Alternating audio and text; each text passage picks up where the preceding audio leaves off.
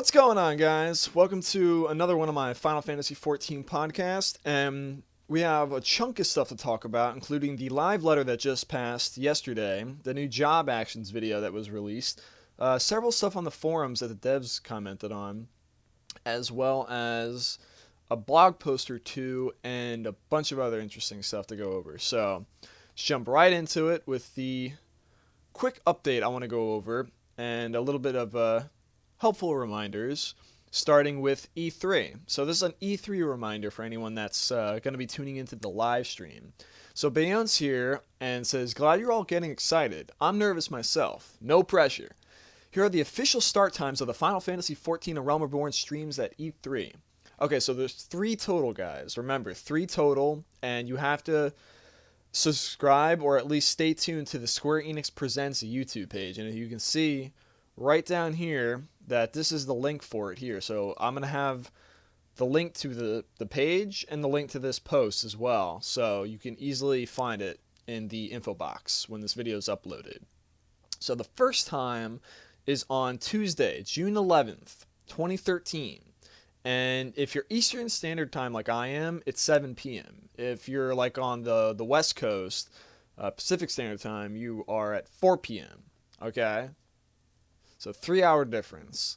And that is for the Letter from the Producer Live E3 Edition Part 1. This is the Japanese language version, so it's basically like all the other letters where it's Yoshi P and Foxconn or whoever.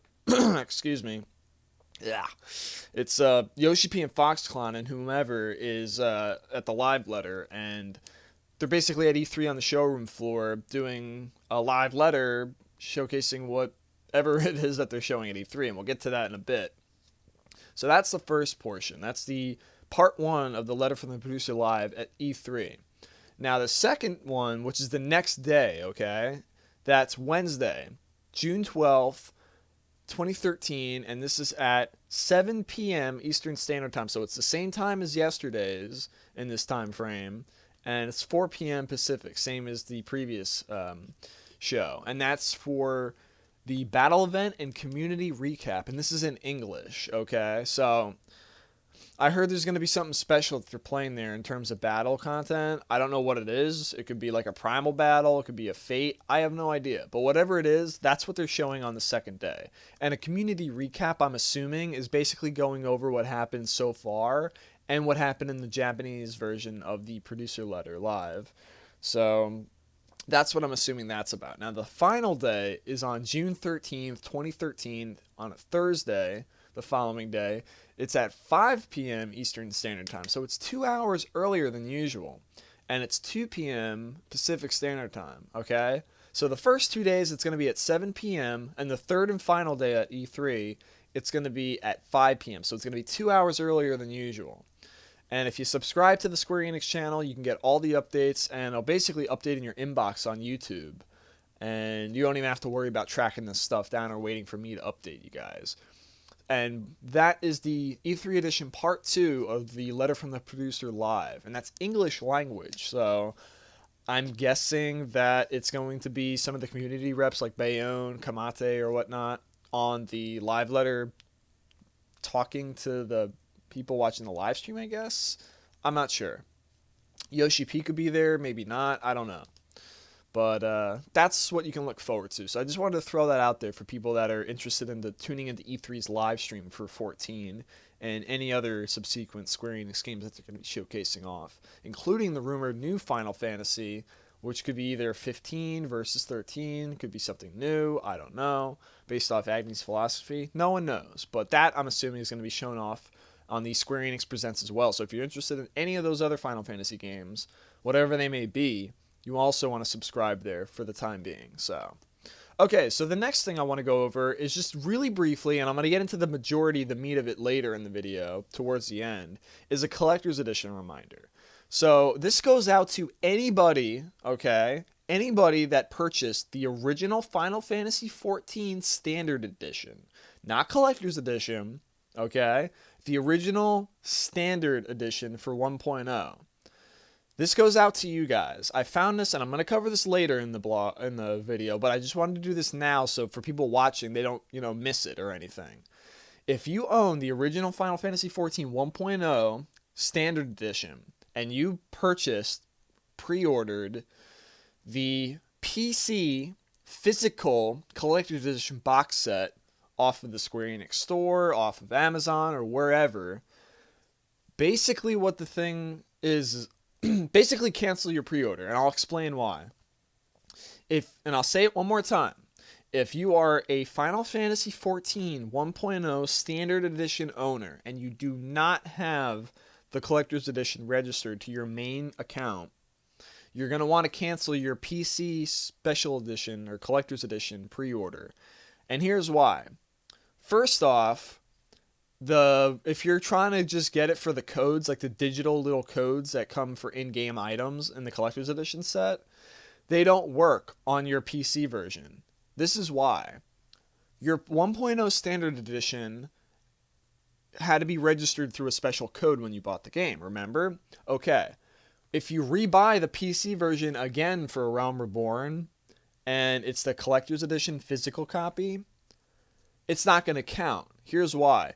The registration code and the codes for the digital in-game items are identical. They're the same code. They're shared. They're not separate. What that means is when you register that code that comes with that Collector's Edition that you're pre-ordering for A Realm Reborn, if it's the Windows PC version, that means you're basically trying to copy and register the same identical code that you registered however many years ago you registered the original game. So you can't register the same code for a PC version again if it's already registered. That means you cannot get the in-game digital items like the Co-Whirl mount, the baby behemoth pet, the behemoth chocobo barding, and the Warrior of Light helmet. In order to get that, you have to do the digital upgrade, which is $19.99, and that basically gives you all the digital items in the Collector's Edition. For $19.99, it upgrades your original standard game to a Collector's Edition digital upgrade on your account. You don't get the physical items, though.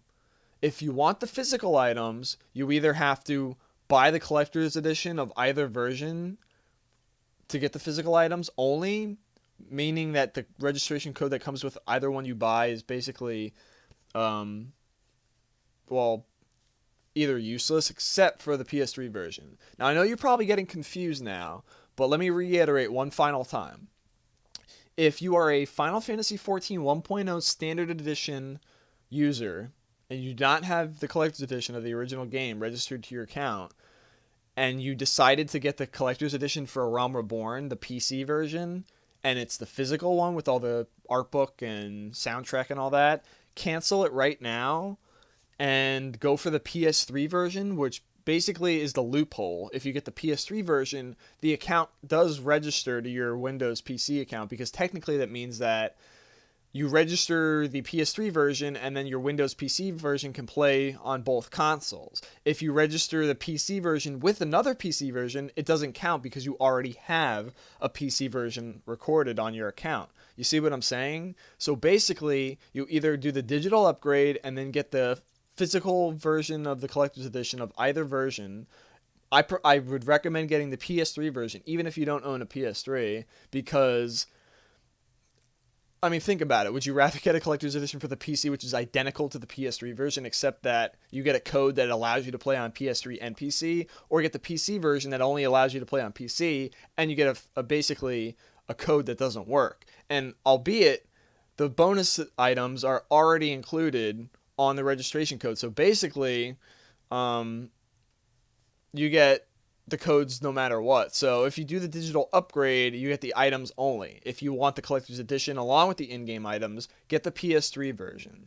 So if anyone's confused, if you have a 1.0 Standard Edition and you pre-ordered the PC Collector's Edition, cancel it and get the PS3 one if you want the physical and in-game items. If you just want the in-game items, get the digital upgrade. If you have any questions, if you're still, your mind's spinning after what I just said, either wait for the end of the video where I go over the entire plethora of questions and answers for the Collector's Edition stuff, or just PM me or message me in the comment section so other people can see, and I'll try and sort it out a little bit better. But I just wanted to get that out now before later on so nobody misses that stuff. So I apologize for that being a little bit of a rambling, but hopefully it helps some people save a lot of stress and rage incidents later on when the game launches. So, okay, just wanted to point that out. All right, so we're going to move on to the blog section, which is a little bit different from usual. So let me see if I can pull it up here. Okay, so this blog entry just came out yesterday. It's called A Wonderful Live. May 31st, 2013. Hello, Fern Hollis here. Kudos to all those hardcore fans outside Japan who woke up ridiculously early or stayed up ridiculously late to catch the 7th producer letter live. For those who missed it, here's the video we ran showcasing the various new job actions. Project Manager M has made it quite clear that she'll be choosing Monk once the game launches. Me? I'll be waiting for Fern Hollis. Alright, so I actually downloaded this video so it's easier to play because YouTube kind of hiccups sometimes. So let me pull up my handy dandy movie file thingamabobber and we'll go over it right now. Let me turn down the volume just a tad so it's not blowing my voice out of proportion. Alright, let's see how it sounds. Alright, there we go. Now it's playing. Just took a second to load. Well, let's turn it up a bit. Alright, that's good. I think 40. Alright, job actions video. So we first start off with the Paladin, okay? The main tank of Final Fantasy XIV. We have an amal'jaa test dummy sitting here for him to showcase off the moves. You got some shield rampart type ability, it looks like. You got, I think that's Rage of Halone along with Shield Bash, and then finishing with Spirits Within. Now we move on to the Warrior, DD/tank fighting the Sahajin, and you see him doing all these crazy abilities. It looks like he just did Rampage along with Path of the Storm, then switching to Berserk, and finishing with Steel Cyclone. Now I want to rewind real quick. If you watch the background, let me see if I can get it right. Alright, look at the Gubu in the background. You notice he has a new yawning animation? That was never in the old game as far as I remember. But just thought that was a cool little Easter egg, throwing that in there of some sort. Thought that was cool. Nice touch. Alright, so now we move on over to Monk, which I have no idea what the hell they're doing. You see a feather type of animation pop up, which I'm not sure if that increases like the pacing of your attacks, lowering your global cooldown or whatnot. But that last one he did with the kick was a dragon kick or whatever the hell it was called. I forgot. Move on to White Mage now, casting off some type of curing ability with looks like a shield buff at the end there. Does a high level wind attack, arrow, and then followed up by a high level stone. And that looks like it's a holy at the end there. I'm not sure. A new holy animation. Now we have the bard playing a song on the harp, followed by a fast flurry of arrows. I'm not sure what that red arrow attack is. Might be a bleed effect. Now you see the rings appearing underneath the exalt. Looks like a type of bind attack, followed by a raining group of arrows. It looks freaking badass. Now we switch over to one of my personal favorites, Dragoon, starting off with the jump, going into a flurry of different thrusting polearm weapon skills, going into my favorite weapon skill in the game, Chaos Thrust, and then finishing off with another one of my favorites, Dragonfire Dive. Now we switch to the final of the video showcasing Black Mage, another one of my favorites, casting off with Sleep. And I love the cloak, how it's like floating from the wind when it casts. It looks so awesome. He did Fire, which you can actually see in the End of an Era trailer, going now into, I think, Ice, or Blizzard, followed by Blizzara or Freeze, I'm not sure. And interesting, you can see these blue balls rotating around the Black Mage.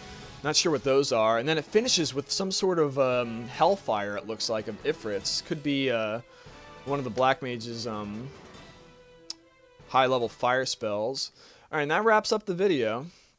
So I just wanted to cover that real quick. You can check that out on their YouTube page. I will have that in the link in the description if you want to check out that and watch it as many times as you want. So that ends that portion of the blog, and we're going to be moving on to the Q&A live stream.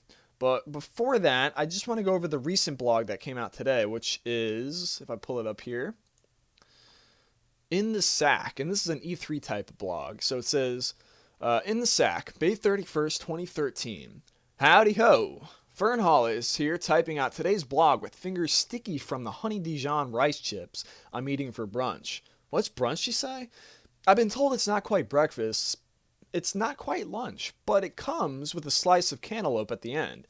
In my case, it only comes with more honey Dijon rice chips.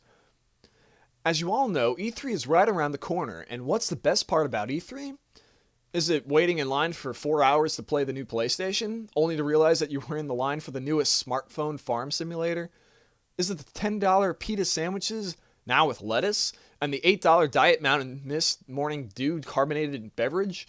No, it's the free stuff. Running low on t-shirts for this year? E3. Need some glow-in-the-dark slap bracelets? E3. Free cans of ultra-caffeinated prototype energy drink? E3. And what about a snazzy tote bag to carry all that stuff in? Boom! And you see this awesome freaking bag. I wish I could go to E3 just to get this. Like, I would buy it off eBay if I could, but for an affordable price, of course. Like, you have Gaius Van Balsar, one of the main antagonists in Final Fantasy XIV A Realm Reborn, on the cover with his gunblade pointed at the player. And this is actually the cover for the American version so far, from what I hear, of our game box. And you can see the title, Gaius in the front, the forest, the black shroud in the background, a little Kupla Kopo Moogle plushie that they offered on the Square-Enix store in the past when the original 14 first came out. Not sure if they're still on sale.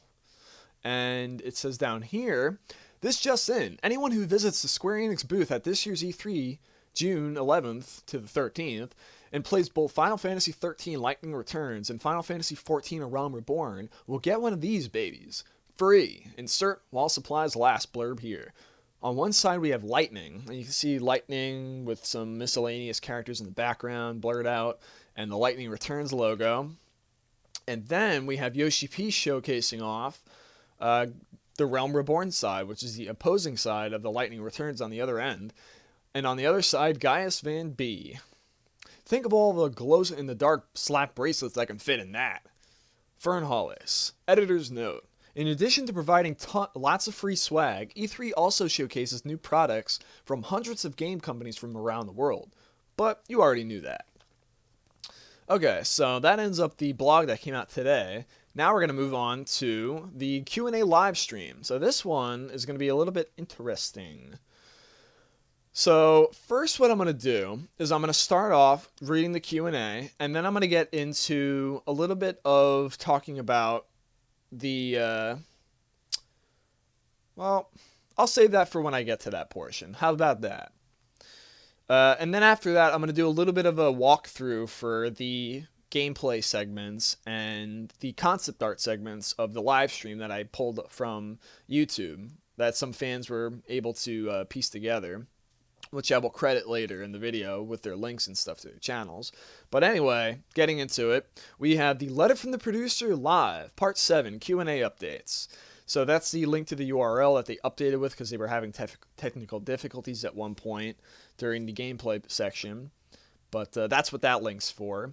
I will have this all in the info box as well, so don't worry about that. Now this is just blah blah blah, just telling you what to expect. And here is the first question that Leone presents. Question 1. Will Phase 3 of the beta test only be conducted on the weekends? And answer is, for a while, it will be only on the weekends. But for the later half of beta test Phase 3, we will have tests that last longer. So how do I feel about this personally? Personally, right now, I'm kind of rushing with a lot of stuff. I work during the week, so if this was during the week, I'd be going absolutely apeshit insane, probably even taking off from work and stop going altogether just to fucking play this and test this. So I'm glad they're doing it on weekends now.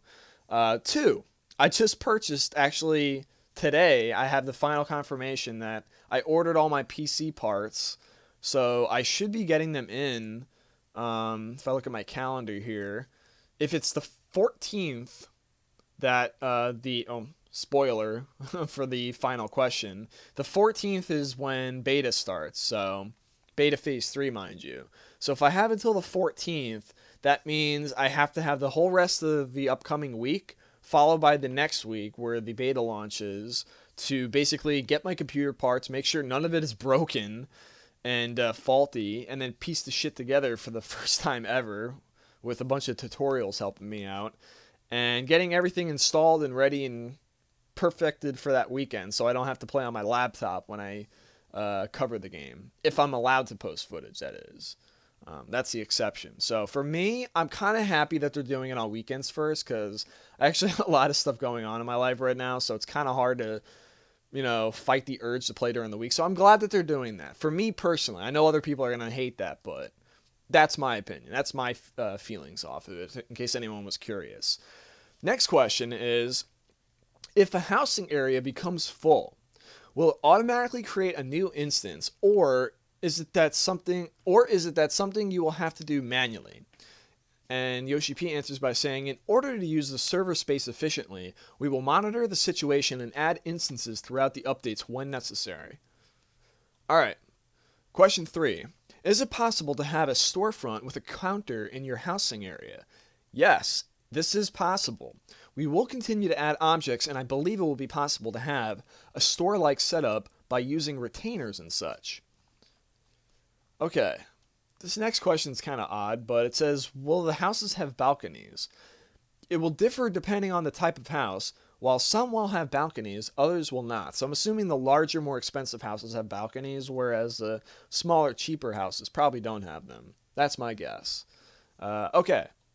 Now that one is just basically that they resumed the live stream after they had technical difficulties, and that was the link that they provided.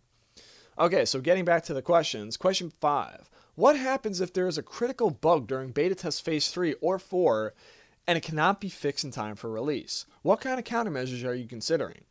And the team answers by saying, if it came to this, I believe it would be difficult to release the game in that state.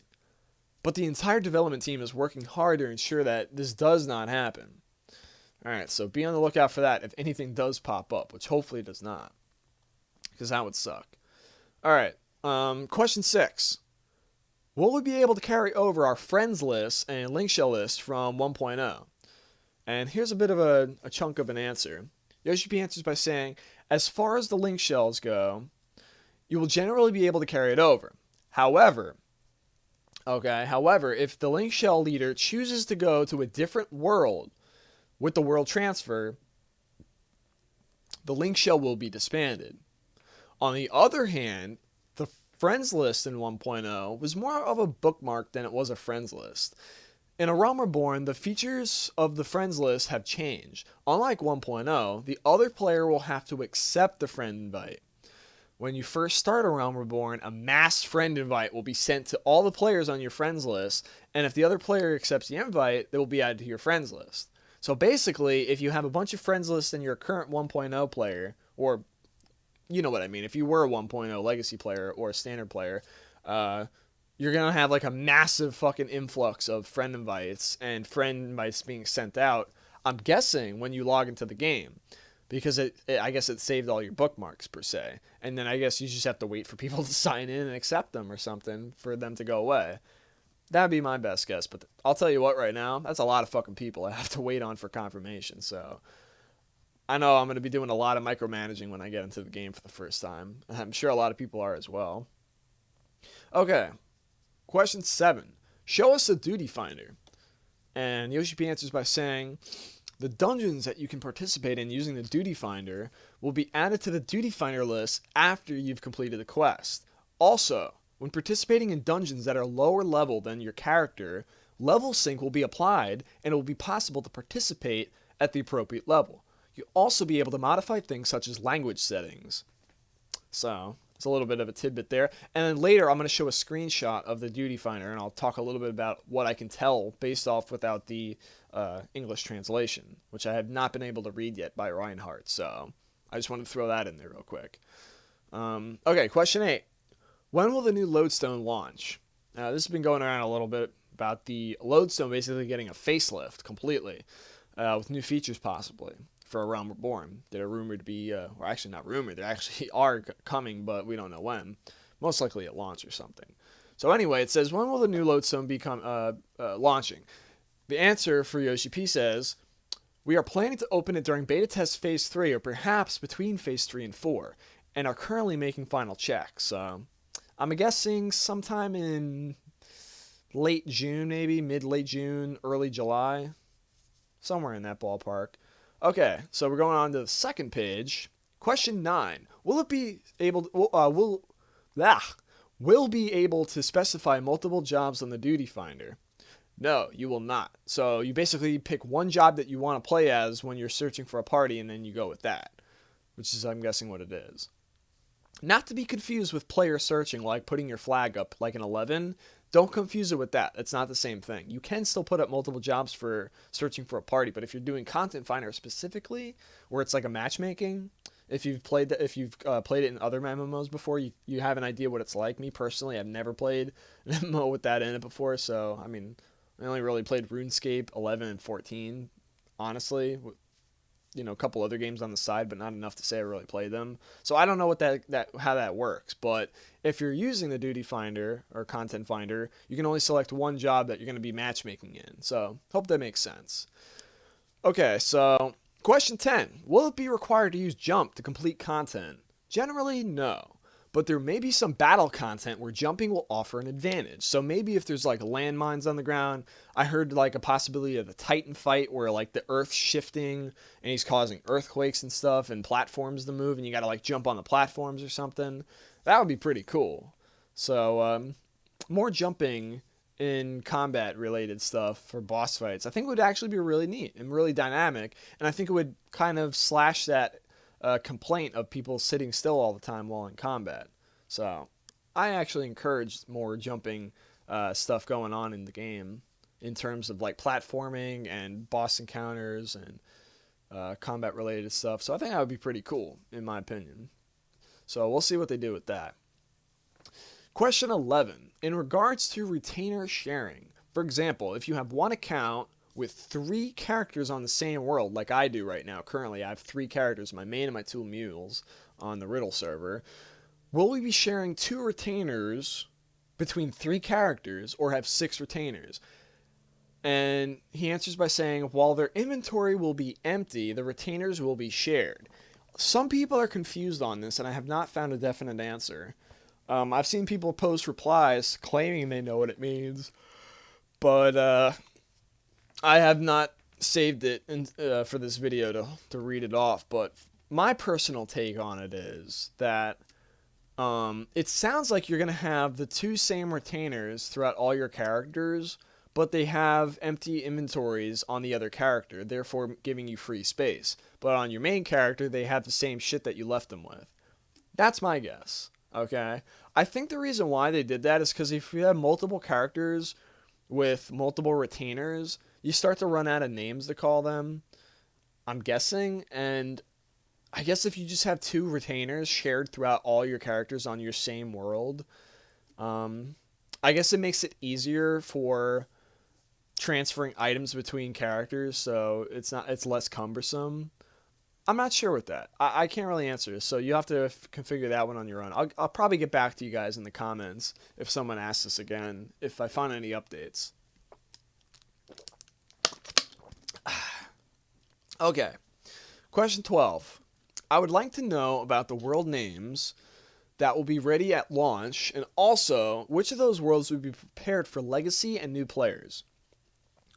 And Yoshi P answers by saying, the worlds used in version 1.0, aka legacy worlds, will remain as is. So basically, if you're on Riddle, if you're on Durandal, if you're on Masamune, whatever the hell they're called, they're going to stay the same.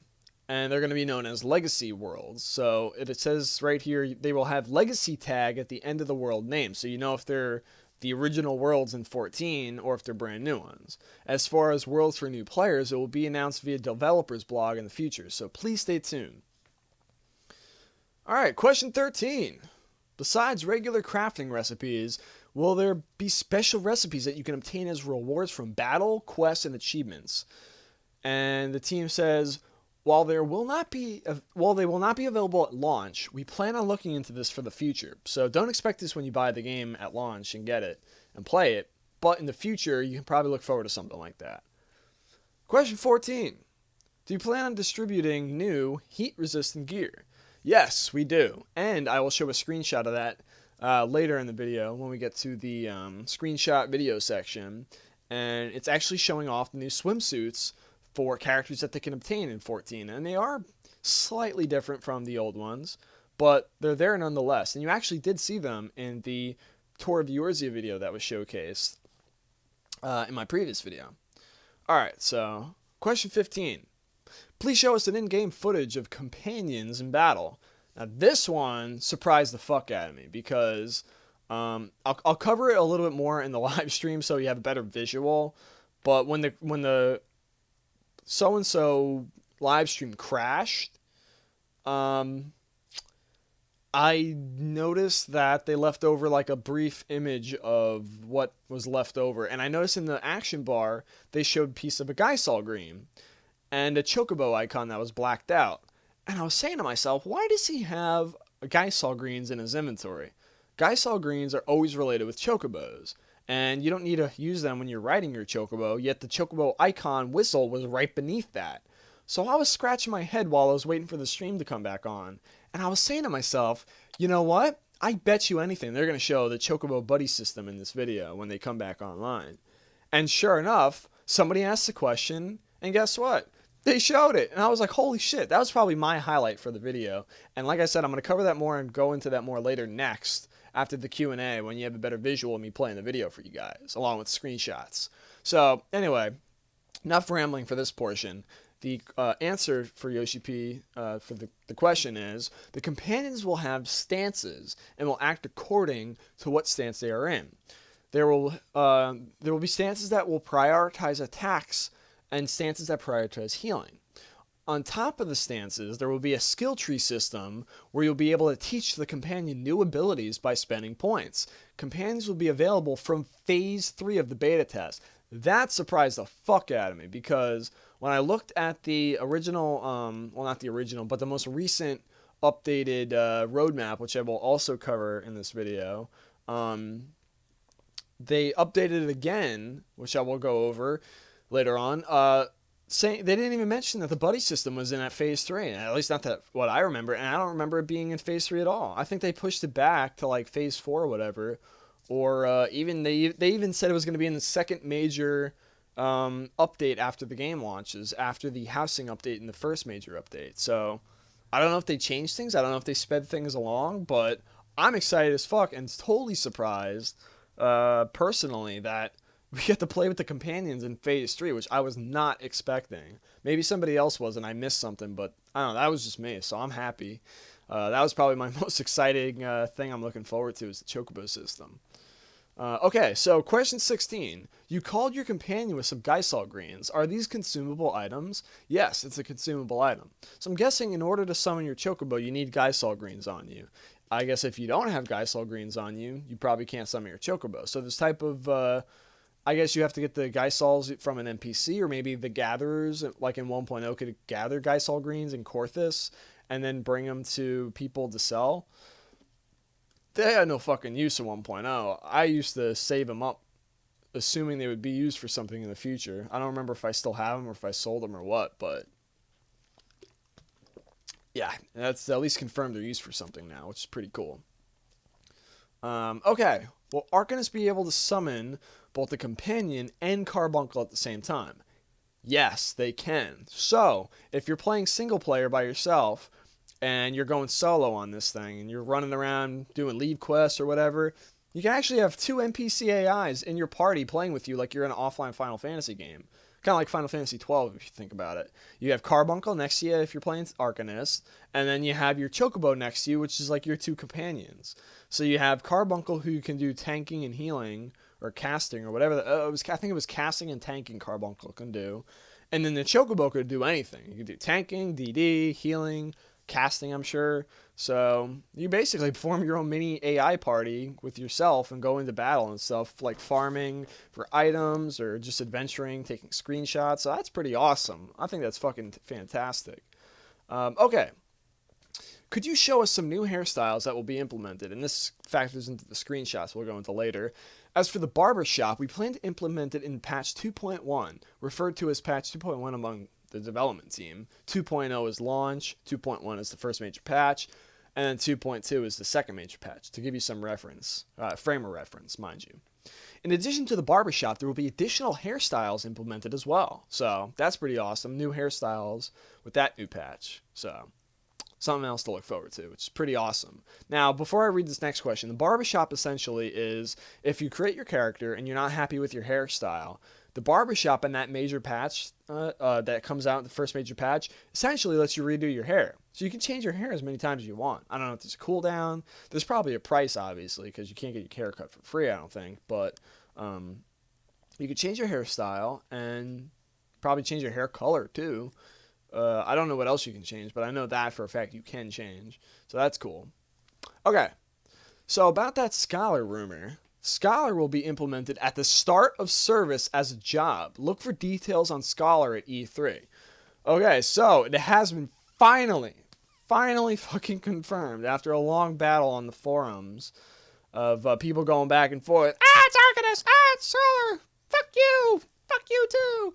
Well, basically we have confirmation that straight from the horse's mouth itself, straight from the producer, director of the game, that Scholar will be implemented not only in the game at some point, but at fucking launch, start of service. And it's a job. It's not a class, it's a job. So I'm guessing that's his job artifact armor that they showcased on the cover. Now, I want to center focus here. Right, I made this briefly. So people, now that they have confirmed that Scholar is indeed in the game, and it's a job, not a class, I created this thingamabobber to basically give a frame of reference of what we know so far. We know that Arcanist becomes Summoner. We know Scholar's in the game. We know Musketeer is in the game's lore, and it's coming at some point, but we don't know if it's going to be in time for launch or if it's going to be sometime after launch. It's going to be an eventually, but we don't know exactly anything about it. And there's a question that pertains to this, and basically I'll spoil it before I read it.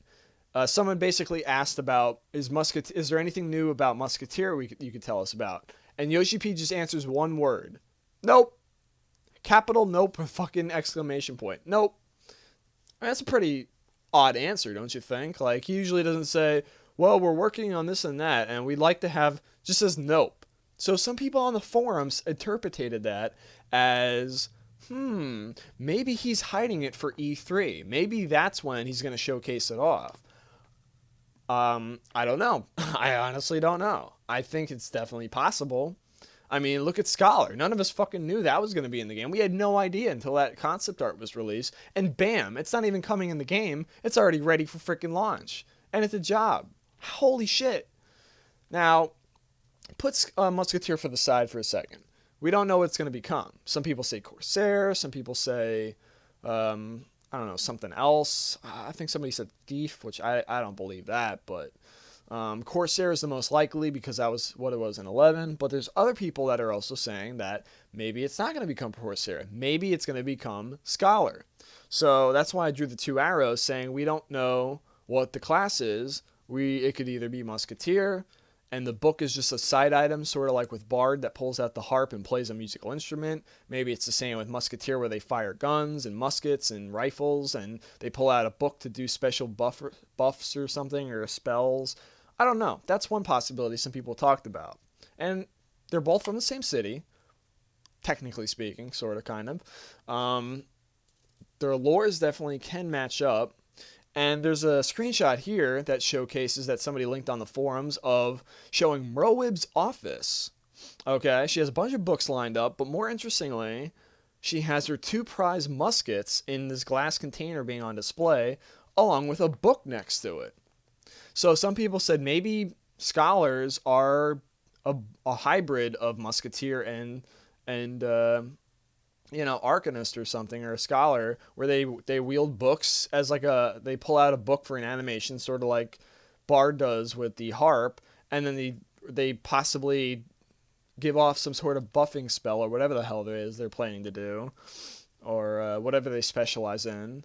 And then the muskets are their primary weapons where they fire with. That's one possibility people talked about, based off some hints here and there. So that's one lead you can go with. The other one is, if I can get back to my image here, the other one is the possibility of job branching, which we talked about in the previous video, and a lot of people have been bringing up lately on the forums that have been talked about very loosely in the past when it was first introduced. What I mean by job branching is Arcanist is the main class. You level up Carbuncle, you level up Arcanist, and when you hit level 30, you choose to become a Summoner, or you choose to become a Scholar. All three of them wield books, but people noted that the books look different. Some similarities are between the Arcanist and Summoner books, while there's some differences in the concept art for the Scholar's book. Grimoire, the proper name is. So no one knows for sure. They're posting about on different sides, arguing which ones are which, but I can't say, so I don't know. They said we will find out in a couple weeks at E3, so look forward to that. I will cover that as well. So I'm getting a message off of Skype right now. So I don't know. Just be on the lookout for that. I mean, don't be surprised if you see Musketeer pop up at E3 in some way, shape, or form. And I guess we'll find out what the class is for Scholar. My money is on Arcanist. I think Arcanist can branch out to become Scholar and Summoner. You can switch either or. The counterpoint is, will it be level 50 when you switch if your Arcanist is level 50? Or will the Summoner be level 50, but the Scholar will be like an advanced job or something where it starts at level 1 or level 30 and you got to level it up from there? I don't know. These are interesting points. But there's certainly some merit on belief to go with the Musketeer going to Scholar too. We don't know, but we'll find out. So I'm excited either way. I'm excited because Musketeer has a possibility of finally making it in the game, and it's exciting because it's the introduction of job branching, which we talked about in the past, like Gladiator becoming a Dark Knight or a Paladin or something, for example, sort of like that. All right, enough rambling on that. Let's get back to the next question, which I told you just a second ago. Is there any new information on Musketeer? Nope. That's the answer. That's the only thing he says. So that's what a lot of people are interested in, that answer, meaning that maybe he's hiding something. So like I said, we'll find out at E3. Okay. Do you have any plans to add another healer besides the White Mage? You might see a new class or job that can heal in the future. So look forward to that. Alright, regarding the materia system in A Realm Reborn, will it be possible to meld materia to equipment regardless of your class? The class that can meld the materia is the class that can repair the item you would like to add materia to. Question 24. Will we be able to equip different types of weapons in the future?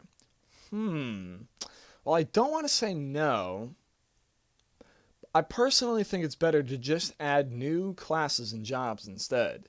And we just talked about this with the whole Scholar thing. Basically, what I think that means is saying that instead of adding new weapons for every time you add a new class or job into the game, a lot of people notice that there could be a dead end in this armory system to some point. So he says, instead of making up a new weapon every time for a new class or job, just make up a new job or class and give it a pre-existing weapon. So instead of saying that, oh, swords are for gladiators, no one else in the game could use them, or gladiators can use swords and daggers, no one else in the game's history and lore could possibly wield another one of those. Well, what if they just add longsword requires gladiator and red mage, or Dark Knight, or whatever. You know what I'm saying? Maybe they update it in the future. Maybe they update it where instead of constantly creating new weapons and hitting a wall in their development wall, why don't you just open up broaden the horizon? Maybe make it so, I don't know, maybe a Scholar can wield a book too, not just Arcanist and Summoner. Maybe, you know, like a pre-existing Final Fantasy job can wield a sword besides just Gladiator. Perfect example. A lot of people regard thieves as using daggers. Gladiators use daggers. What's not to say daggers still are able to be used by gladiators, but they're also going to be updated so they can be used by thieves as well.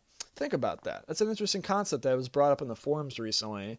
And you know what? I kind of agree with that. I think it does work actually pretty well, and it solves a lot of the issues people were having with the dead end with the armory system. On top of that, in Final Fantasy XI, and I'm not an expert in this game, so I can't really answer everything like I can with 14, but in 11, a lot of weapons were used by several different jobs. Like you can have, what was it, like the maces or something? You can use a mace on several other jobs besides just being exclusive to one. And you could level it up with the skill on certain enemies and level that weapon up. And that would work on all your jobs in the game and whatnot, not just be exclusive to one particular field. So it's definitely possible. It's been done before, and I can see it being done again, and I think it could actually work. So that's how I feel about that reply. All right, question 25. Will you be implementing weapons that attack multiple times?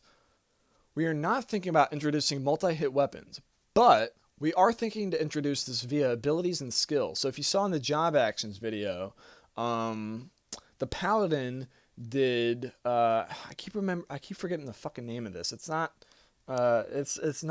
Spirits Within, but oh my god, what it's the one you used to learn from the fucking class quest in ul'dah. Oh my god, it's gonna drive me crazy now. The multi-hit one where he does the slashes and the final slash at the end. Ah, fuck.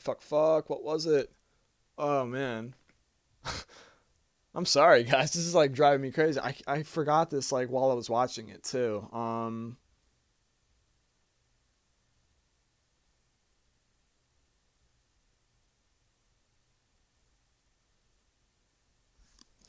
Shit, I can't remember it. But wow. Sorry, I'm having a brain fart here, guys. It's been a while since I played Paladin or the original 14, so if you do remember it, you know what I'm talking about, right? The multi-hit weapon skill they showed in the video. Okay, well, basically, that's an example of what they mean by via abilities and skills, but not by making it weapon exclusive. So I apologize for not remembering the name. It's not Spirits Within, but it's I know it's not Path of Storm because that's Warrior. Um, God, this is gonna drive me crazy the rest of the video now. Oh my God. All right, well, whatever. You guys know what I'm talking about. Just let me remind me in the comments. But that's basically an example of that shown off in the Paladin. Now, regarding the variety of question 26, regarding the vanity slot, when will it be implemented and how much freedom will it have? And they answer by saying we are currently to implemented, it's not even proper English, we're currently going to be implementing it in patch 2.2, the second major patch. As far as the freedom goes, as we stated during the previous live letter, black mages will not be able to equip heavy armor. So basically, you can wear anything you want, but you're still being considered to wear black mage armor. So like, let's say you love how the Dragoon looks. You absolutely love how your Dragoon armor looks, and you want to wear it in endgame content with your Gable, your relic weapon. But you know it's nowhere near as good as the shit you should be wearing, like all the miscellaneous mismatched gear that people are known to wear at endgame. So the vanity slot system, if you're not familiar with it, basically it creates a set of armor you want your character to have on display while they're wearing, but in reality, they're still wearing their endgame mismatched gear underneath it. So it's kind of like it's kind of hard to put this into words and explain it, but basically you can wear all your gear with the good stats underneath, but on top the character is being displayed wearing whatever the hell you want them to wear. But they're saying if the particular job you're playing can't wear a specific type of gear, like I guess if you don't want your Dragoon can't wear heavy armor, like heavy dark light or something, that won't be possible to have in the vanity on display. But anything that it can, it will. So if it's like, I don't know, if you want to have him showing off his Dragoon armor while you're doing Crystal Tower, the Labyrinth of Bahamut, you can wear the Dragoon AF. But underneath, you can have all your mismatched and miscellaneous gear, like your dark light gear, your melded materia gear, and stuff like that. So that's just a frame of reference for people that aren't sure what that means. All right, question 27. Will equipment dyeing only be possible for the main color, or will it be possible to dye the accent colors as well? And they answered by saying the portions that can be dyed are preset, but depending on the item, it will be different. Question 22. Show us Monk in action. We have a special surprise for you at the end of the stream when it's done, so please be sure to check that out. Basically, that's the job action video. That was the surprise at the end of the stream, but we already watched it, so you know what it looks like. Question 28. Will the haste spell be implemented? If not, are there any effects similar to haste? And they answer by saying, there are abilities that will increase your speed. Additionally, there are equipment that will decrease the global cooldown. So everybody was up in arms over the global cooldown being too fucking slow. Well, there will be abilities that do increase your speed, in retrospect slowing down your global cooldown, like haste normally does in Final Fantasy games. However, it also will, there will be equipment gear that has these stats on it that lowers the global cooldown. So whatever it may be at launch or in beta and you're not happy with it, you get better gear, it lowers it down. So regardless, you're going to be getting gear as you play the game, so you're not even going to notice it. It's going to be going down exponentially as you continue playing. So hopefully that sorts your worries out. Okay, question 29. Do you have any plans to implement elemental weaknesses and resistances? Also, please tell us why you eliminated these. And the answer to this question is, there was already a lengthy response about this on the beta forum. But to give you an example, if you are fighting Ifrit and his weakness is water, which in reality it's actually wind, but if his weakness is water, then classes and jobs that are proficient in fire would be excluded from participating, meaning their attacks would be shit in comparison to somebody else that specializes in wind or water or whatnot. So since we want to make participating in content easy with the duty finder, we felt this wasn't good and decided to get rid of it. Which makes sense. It does make sense. Does that mean I'm happy with it? No. I would actually like elemental weaknesses like in Monster Hunter or Pokemon or games like that, even in previous Final Fantasy games that was present, to be included. But I understand why they got rid of it. I just hope in some way, shape, or form they can find maybe a class that can increase that sort of ability. Maybe it's like a mage class that can increase resistances and weaknesses through certain buffs or whatnot. Sort of like in the original 14 trailer where they showed the mage casting the fire arrow spell on the Midlander here on the Marlborough. Maybe there could be something like that in the future that can fill in that void so it's not a set in stone type of game mechanic, but it's sort of a thing that a class or a job that can do. I don't know. I would like to see these creative ways get brought up in the future, and I think that would be an interesting way to throw it in. So it's still in the game, but it's not a default thing where it makes other classes basically void. So, I don't know, think about that. That could be an interesting way to include it, because there's a lot of fucking people that want that in the game. Okay, question 30. Could you show us an in-game footage of the armory chest? And the answer is, in A Realm Reborn, you have the ability to change into different classes and jobs on a single character. Due to this, players often have to carry a large amount of equipment in their inventory. During the previous beta test, we received numerous feedback about the usability of gear sets. We discussed the matter internally, and we believe this is the best way to satisfy everyone's needs. All equipment will be stored in the armory chest, and you'll be able to store up to 25 items per slot. In addition, you'll be able to equip and repair by clicking on the item.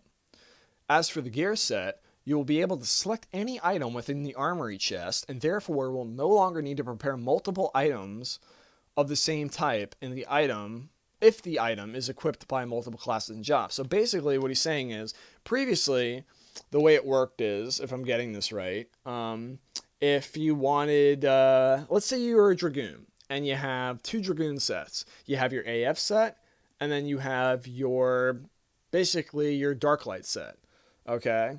Let's say you both share the Gaebolg for both sets. Well, guess what? Previously, if you wanted to use that Gaebolg for both of them, you would have to manually rip it off or drag and drop it onto the other gear slot every single time you wanted to switch. Otherwise, it wouldn't switch for you properly.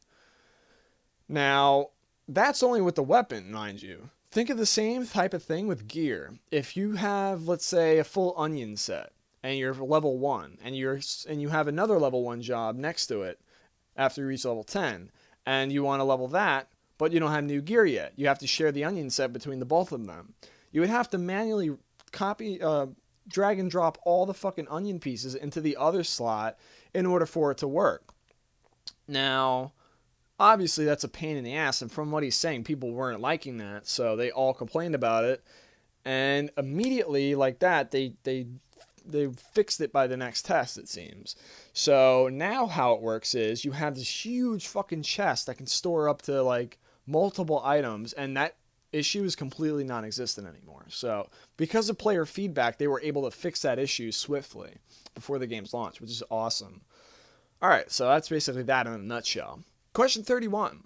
Will there be multiple parts to target on huge monsters, such as like in caps or like in previous RPGs and Final Fantasy games where you can target like the tail, the claws, the neck, the chest, the heads?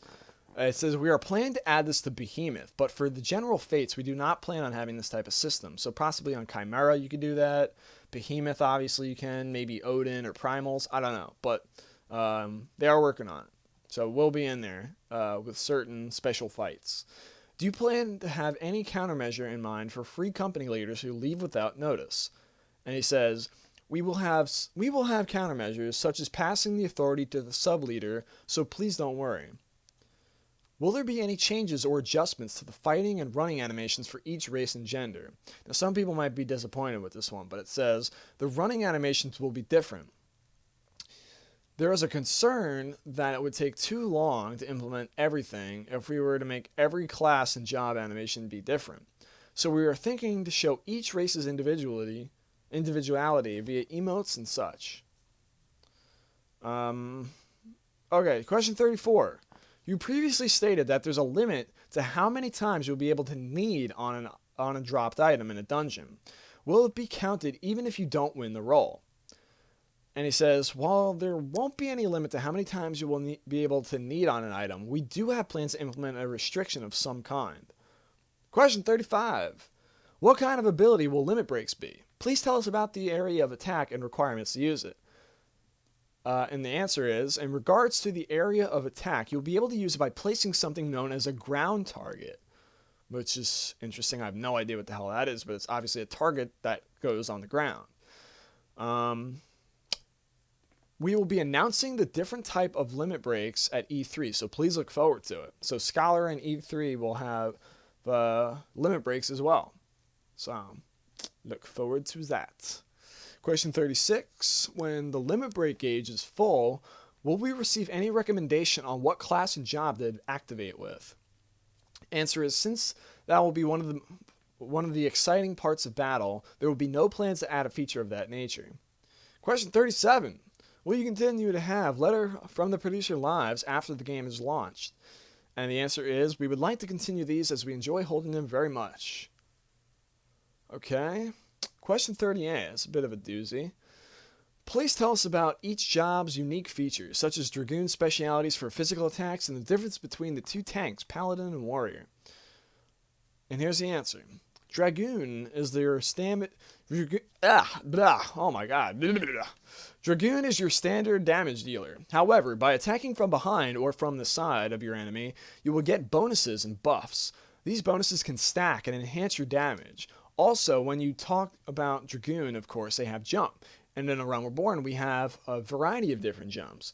You can use jump to get close, leg sweep to stun, then run behind them and attack with a multitude of abilities once they're stunned. In regards to Monk, which was shown on the stream, using a single weapon skill will determine a form, which will determine the next weapon skill you can use. Additionally, you will be able to link forms together. Depending on the form, you can receive the haste effect, which will reduce your global cooldown. So by linking a bunch of forms, it will really open up possibilities. That sounds very interesting. I can't wait to get my hands on that, because that sounds freaking awesome as fuck. Completely unique from the other DDs. With that said, each damage dealer has their own special characteristics, just as classes and jobs in Paladin and Warrior have their special differences. Alright, last page of the Q&A. Let's see what we got. Alright, final question. Question 39. What's the start date of Phase 3? And I already spoiled this earlier, but it says, I would like to apologize for those who thought that Phase 3 will be starting tomorrow. Unfortunately, there's a scheduled building maintenance that will occur on June 1st to June 2nd. As for the start date, the current plan is June 14th, unless we encounter a critical bug. Alright, so you heard it here, folks. Set your calendar for June 14th to being, actually it's the day after E3, surprisingly. So June 11th through the 13th is E3. So check out the Square Enix live stream page on YouTube. And then the day after E3, when they get back, is June 14th, which is when the beta goes live. Beta Phase 3 on PlayStation 3 and PC. So look forward to that, which is pretty awesome.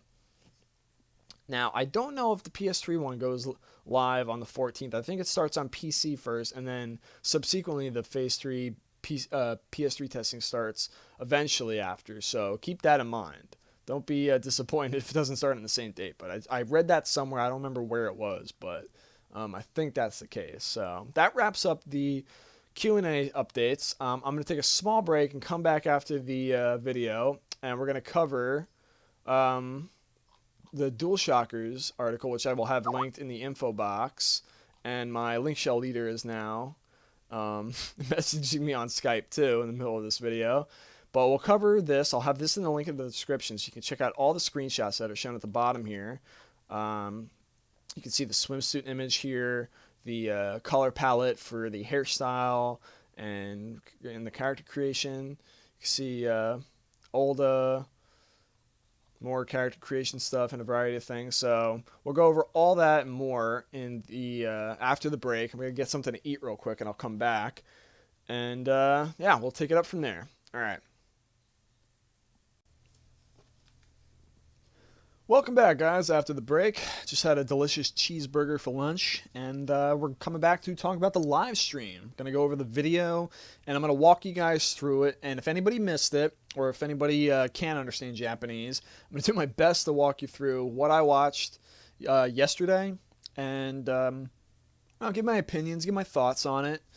You can hear my stances on certain things, what I'm excited about. So I got the video downloaded so I don't have to fidget around with YouTube and shit. So I got it right here, and thanks to Dr. Mog and several other community members for actually taking the time to upload the full version and the condensed versions, and I will have the links to their channels so you can watch them whenever you want and download them if you choose to as well. So I will have that in the video when it's uploaded, but for the sake of time I downloaded it so it's a lot easier, clearer to watch, and I'll walk you through it as best I can with what I know. Alright, so here's the title page that they show when they're waiting for the stream to come on. Now here they show, they have Yoshinori Kitase, who's one of the main head guys on Lightning Returns, Final Fantasy XIII, and he came in first with Foxclaw, and I guess he was talking about Lightning Returns being at E3, so that's what that portion was about. Now this part shows off the Collector's Edition box, the main cover art with the Warriors of Light, the main antagonists. They have the Dalamud icon on the side of the box, which looks awesome. And then it has the fantastic job wheel that was drawn up by Akihiko Yoshida, is one of the main art directors on the game. So that was really nice. Now this is the box when you open it. This is the depth of it. Now this part surprised me. The box I already knew about, but look at this thing. This is the art book. Look at the size of this. I was worried this was going to be a small art book. This thing's like the size of Yoshi P's fucking head. Okay, so I was worried that the American version was only going to get the paperback, or whatever that back is, with the map, and that the Japanese were going to get the job wheel on theirs. What really is the case is the job wheel is the slider on top of it, and the map is the actual booklet itself. So it's this beautiful, nice case that goes on and off, which is really fantastic. Now this, I'm assuming, are just demos of what to expect in the art book. I'm not 100% sure on that. Like I said, I've not read Reinhardt's translation yet, but this is my guess on what I've seen so far. You can see the Summoner concept art on the right page. You can see the Black Mage concept art on the left. I'm assuming this is like, because you can see page numbers at the bottom, a little tiny text. I'm guessing that's examples of what to expect in the art book that you purchase. Here's the awesome fucking art of Ishgard, which is freaking awesome. Oh my god, like, I love Ishgard. So seeing anything like art related is fantastic. Here's Gaius Van Balsar on the left and Nail Vindarnus on the right. He was the main boss at the end of the game in the original 14, and Gaius seems to be taking his place in A Realm Reborn. Now here we switch to the Dune section. Now we have the collector's edition exclusive Coeurl mount that Yoshi P summoned in the video. Now you see this is very this is very similar to the Dunes from Final Fantasy XI or Altepa Desert or something, which is really awesome if you're looking for nostalgia here. You see the awesome animations of the Coeurl, which is fucking awesome. You see the giant frickin' sandworms that look just like the ones out of Final Fantasy IV, which I just played recently on the PSP. They also, I heard from the forum users that they are almost identical almost to the ones from Final Fantasy XI, which is pretty cool if you remember them from that game. I did not have the chance of seeing those giant sandworms, but I do remember the little shitty worms that used to fight outside Bastok and stuff like that. I thought that was really cool, adding more mobs like that, more new mobs, even if they're from 11, which I think is cool seeing them in HD. He has the Coeurl mounted up here. You see the whiskers just like floating in the air, this giant long freaking lizard-like tail. Really awesome that collector's edition users are getting this guy here, so I should be getting him, and I'll probably try and show him off in a future video if I get the chance. Seems like in the background you have some sort of like mining plant or rest station or whatever. I'm not exactly sure what that's about, but I see the sandworms just, you know, pasting themselves out in the desert sands. Here it looks like an oasis of some sort with palm trees and tropical looking plants, and I think that leads to a hamlet if I'm not mistaken. So you see the sandworm in the background just scuttling across the sand, and here he's going into, it looks like a hamlet or some sort of area where people are housed at. Nice cloudy sky, nice and rainy looking, giving off the weather's patterns in Eorzea. You can see the Coeurl can jump fairly high too, you know. I think it's the same height as the Chocobos jump. Now it's gonna be interesting how high the fucking Gubu can jump, with how ridiculously large that monster is. Here comes the opening gates of the Oasis area. Gates open up. There's the NPC guards. Here's the Aetheryte Plaza, a little moat that goes across. And you see there's a Chocobo over there, Chocobo Porter. And here you see two dead drakes. So it seems like these hunters brought back two dead drakes into the city, or unless maybe the drakes attacked the city and they killed them. You see them right there on the floor that they're cheering around and clapping over. Interesting new armor. All this armor the Makote Yoshi P's playing as right now is brand new. This was not in the original Final Fantasy XIV. Also, he's playing as a level 35 Marauder, which if I'm not mistaken, aside from the job action video, this is the first time I've seen a Marauder moving around in play. So that's pretty cool. See if I can skip around here a bit. Okay, so now we're coming up to the housing area. Now, Yoshi P here is showing off the different housing sizes. So there's the small, medium, and large houses. Small houses are one floor. They're very small. They don't have a balcony. They don't have an upstairs, as far as I know. Medium have an upstairs and a little bit else. And then the large have biggest space of all. They have the downstairs, the upstairs. They have a balcony, the widest space. And you can see there's not a whole lot in it right now because it's made for you to customize it yourself. They could just basically give you a blank canvas to start with. But if you see, as he goes upstairs, you see a dodo statue mounted. I don't know what the hell that is, but it's mounted across the houses in various spots that I'm sure you can craft from woodwork or something. Here's a carpet you can actually get that's modeled after a little Gubu, which is pretty funny, with button eyes and flowers going across his body. So that's pretty cute. I guess weavers can craft the rugs, and you can buy them from them off the auction house or the market boards, whatever you like to call them. And I guess you can add them to your house. So that's pretty cool. Or if you have like a link shell or free company members that are really good at crafting, they can probably craft it for you for free. Here's another type of rug. It looks like it's shaped after a leaf of some sort. And now he switches to, I believe, the large or medium-sized house. It looks pretty large. I'm going to say this is the largest version. You have several tables. I don't know what the hell that is over there. It looks like a stable or something, or I don't know. A couple closets and stuff. Kind of reminds me of like entering in the Skyrim houses a little bit, where you can like make your own house and hearthfire and stuff. Kind of reminds me of that. Pretty cool. There's the dodo statue I was telling you about to the left of the staircase. Yeah, it looks like some type of woodworking crafted object, showing that a wall-mounted head can go here for like Ifrit's head that we showed off in previous videos, or anything else that you acquire on your journeys can go mounted here, among probably various other things. See a giant caracal ewe carpet along with another Gubu one up here. There's a bed for, I guess, where you can rest out and log out of the game and get rested XP bonus.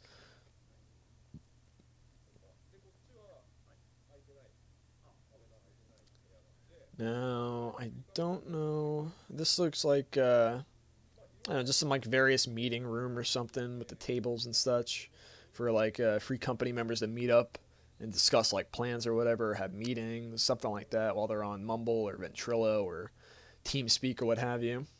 Now here is the basement. This is like the barracks. So if you want to train people, and they said they're going to bring in dummy objects where you can actually like practice your weapon skills on and combos. So you can put them in here most likely, and if they can get it all to work, you can essentially build an basically like a barracks down here and have people train on and practice sessions and stuff down here. That's what this floor reminds me of, with the big open space. Or you could put anything down here. It's up to you. I have no idea the extents of the possibilities of customizing your house, but that's what I figure you could probably use it for if you use your imagination. All right, now let's see what the next part we can jump to. Here we go. Here we jump to one of the big bridges in Thanalan, which you see in the previous video tour of Eorzea that I covered in the last video. Now you can see a great big fall right here with the Naldthal statue to the left, and some sort of windmill device up top with a bottomless drop down there. So, spoilers, I think those are invisible walls. I don't think you can fall off to your death, unfortunately, because I think everybody would commit mass suicide and jump off fucking bridges. And, yeah, I don't think square-enix would want that. Alright, so this is actually where the stream crashed, right here. So you're probably going to see this fucking thing go black screen or freeze up soon. But it's probably edited out. Now, since this is a bridge, that'd be kind of interesting to see battle on a big bridge where Gilgamesh appears on it, since Gilgamesh is confirmed to be in the game with future episode content and whatnot. So that's what this reminds me of, like Gilgamesh's theme. Battle on the big bridge, or whatever various versions it's titled as. Looks pretty cool. Kind of reminds me of the Dragoon faction leave in 1.0 for the Relic Reborn quest. We got to fight the gargoyles on the bridge. That's what that kind of sings to me of. Alright, so if we can move along to the next portion, which is just right after the stream crashed, what you're watching right now. This is when they came back online finally. So I'm just skipping through these portions. Now, this is when they came back. They're on the same bridge. This is the same bridge in Thanalan we were just looking at, but this is at the sunset. So you can see ul'dah in the top left, all the way back there, with the beautiful clouds, the glare coming from the sun. You can see the mini map. You can notice the sun is ticking as on the compass as time goes on. You see the sun is still moving. You notice how if you watch the sun on the mini map, it's ticking clockwise. So it actually will go down in concordance with the mini map, sort of like you see in some games. See what else we can find on here. Also, he's playing on PC right now, but in the other portions, you'll see him actually pick up the PS3 controller, and he'll show you the PS3 interface and whatnot coming up soon. But right now, he's just chilling here, talking and showing off like the sunset, how vast open this one particular zone is. And this is just one zone. They're split up into separate areas, so you can see ul'dah all the way from over here, which is pretty neat. And then you can see the sun is actually going down as he's sitting here. So you see the lightings receding over the mountains and starting to fade, which is really, really cool. And then the sun in the mini-map below is actually following with it. So now you can't even see the sun anymore, and eventually it goes nighttime. See if I can skip ahead a little bit. So he's just moving along here, checking it out.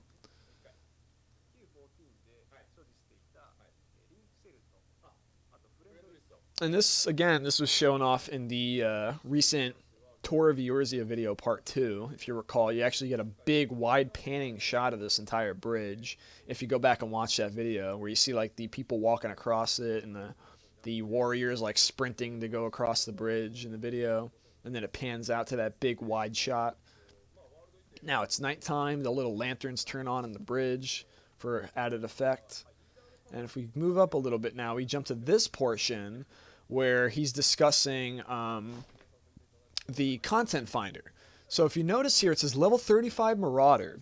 And like I said previously in the first portion of the video, you cannot choose multiple jobs or classes while you're using the content finder. So if you're playing Marauder, basically he's circling his mouse around saying you want to play tank. So when you're searching in content finder, it's like matchmaking in Halo or Call of Duty or whatever online game you're used to playing, and you basically match up with whatever you selected. So if you're going in as a tank, that's what it's going to pair you up as with another party. See, if you select too many things, the computer's not going to know what to pick you as, and it's probably going to keep you pending a lot longer than you should be.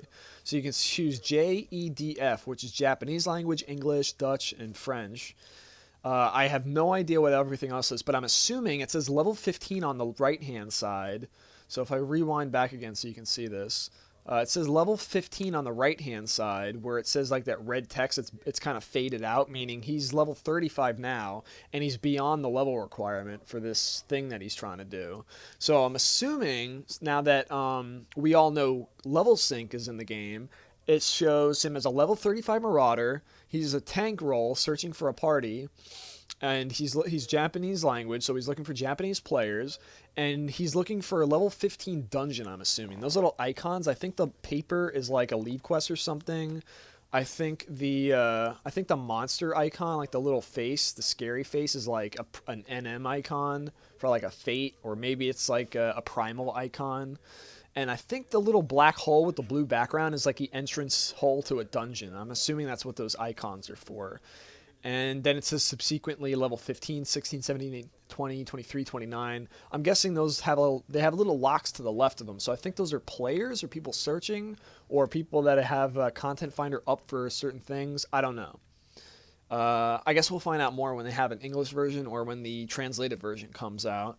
And I'm guessing since this is level 15 and it's blacked out, it's saying that you either don't have the class necessary for this, or there's nobody available right now with this in mind that you can join, or you're too high of a level to participate in this. So I'm guessing it means that you have to level sync down at 15 from 35 in order to participate in it. So I don't know. I heard that there will be caps on dungeons, possibly in the future. I don't know if that's confirmed yet, but if that's true, I'm guessing that's what that means, and that's why that's blacked out, because it's too high of a level. That's my guess. And then you come up here, we're in probably my favorite portion of the video. We have the Makote Marauder going through one of the places in Leonesaurus that we did see, in fact, in the recent Tour of Eorzea Part 2 video. So you see that giant structure, that ancient ruin type structure of some ancient Lominsan society, or possibly like Allegan ruins, I don't know which, that got left over from some time in the past or whatnot. And it's all these ruins all over the place, and damaged structures and whatnot, and just monsters are all navigating around it. So if I can fast forward just a tad, you notice you can see some salamanders from 1.0. If I go back a little bit, I actually skipped over this part. You saw him summon the chocobo, and I'll get to that in a sec if I can find the right part where he summons it.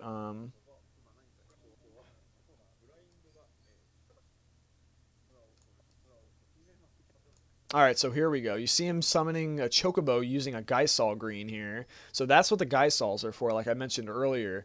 He has like I can't read, it's kind of blurry, but he has a certain number of Geisals. I think there are like 46 he has on him, and he had 47 a second ago until he used one. And the icon to the right of it is a chocobo ability icon. I don't know what that does, but as I mentioned previously from the Q&A, chocobos have certain stances, kind of like with the monk, how they have them planned. So you can have a defensive chocobo, an offensive chocobo, a healing, buffing chocobo, a casting chocobo. So I'm guessing that blue icon next to the Geisel green icon on the top bar is probably what that has to do with. And he'll open up his attributes list and show more abilities in a second.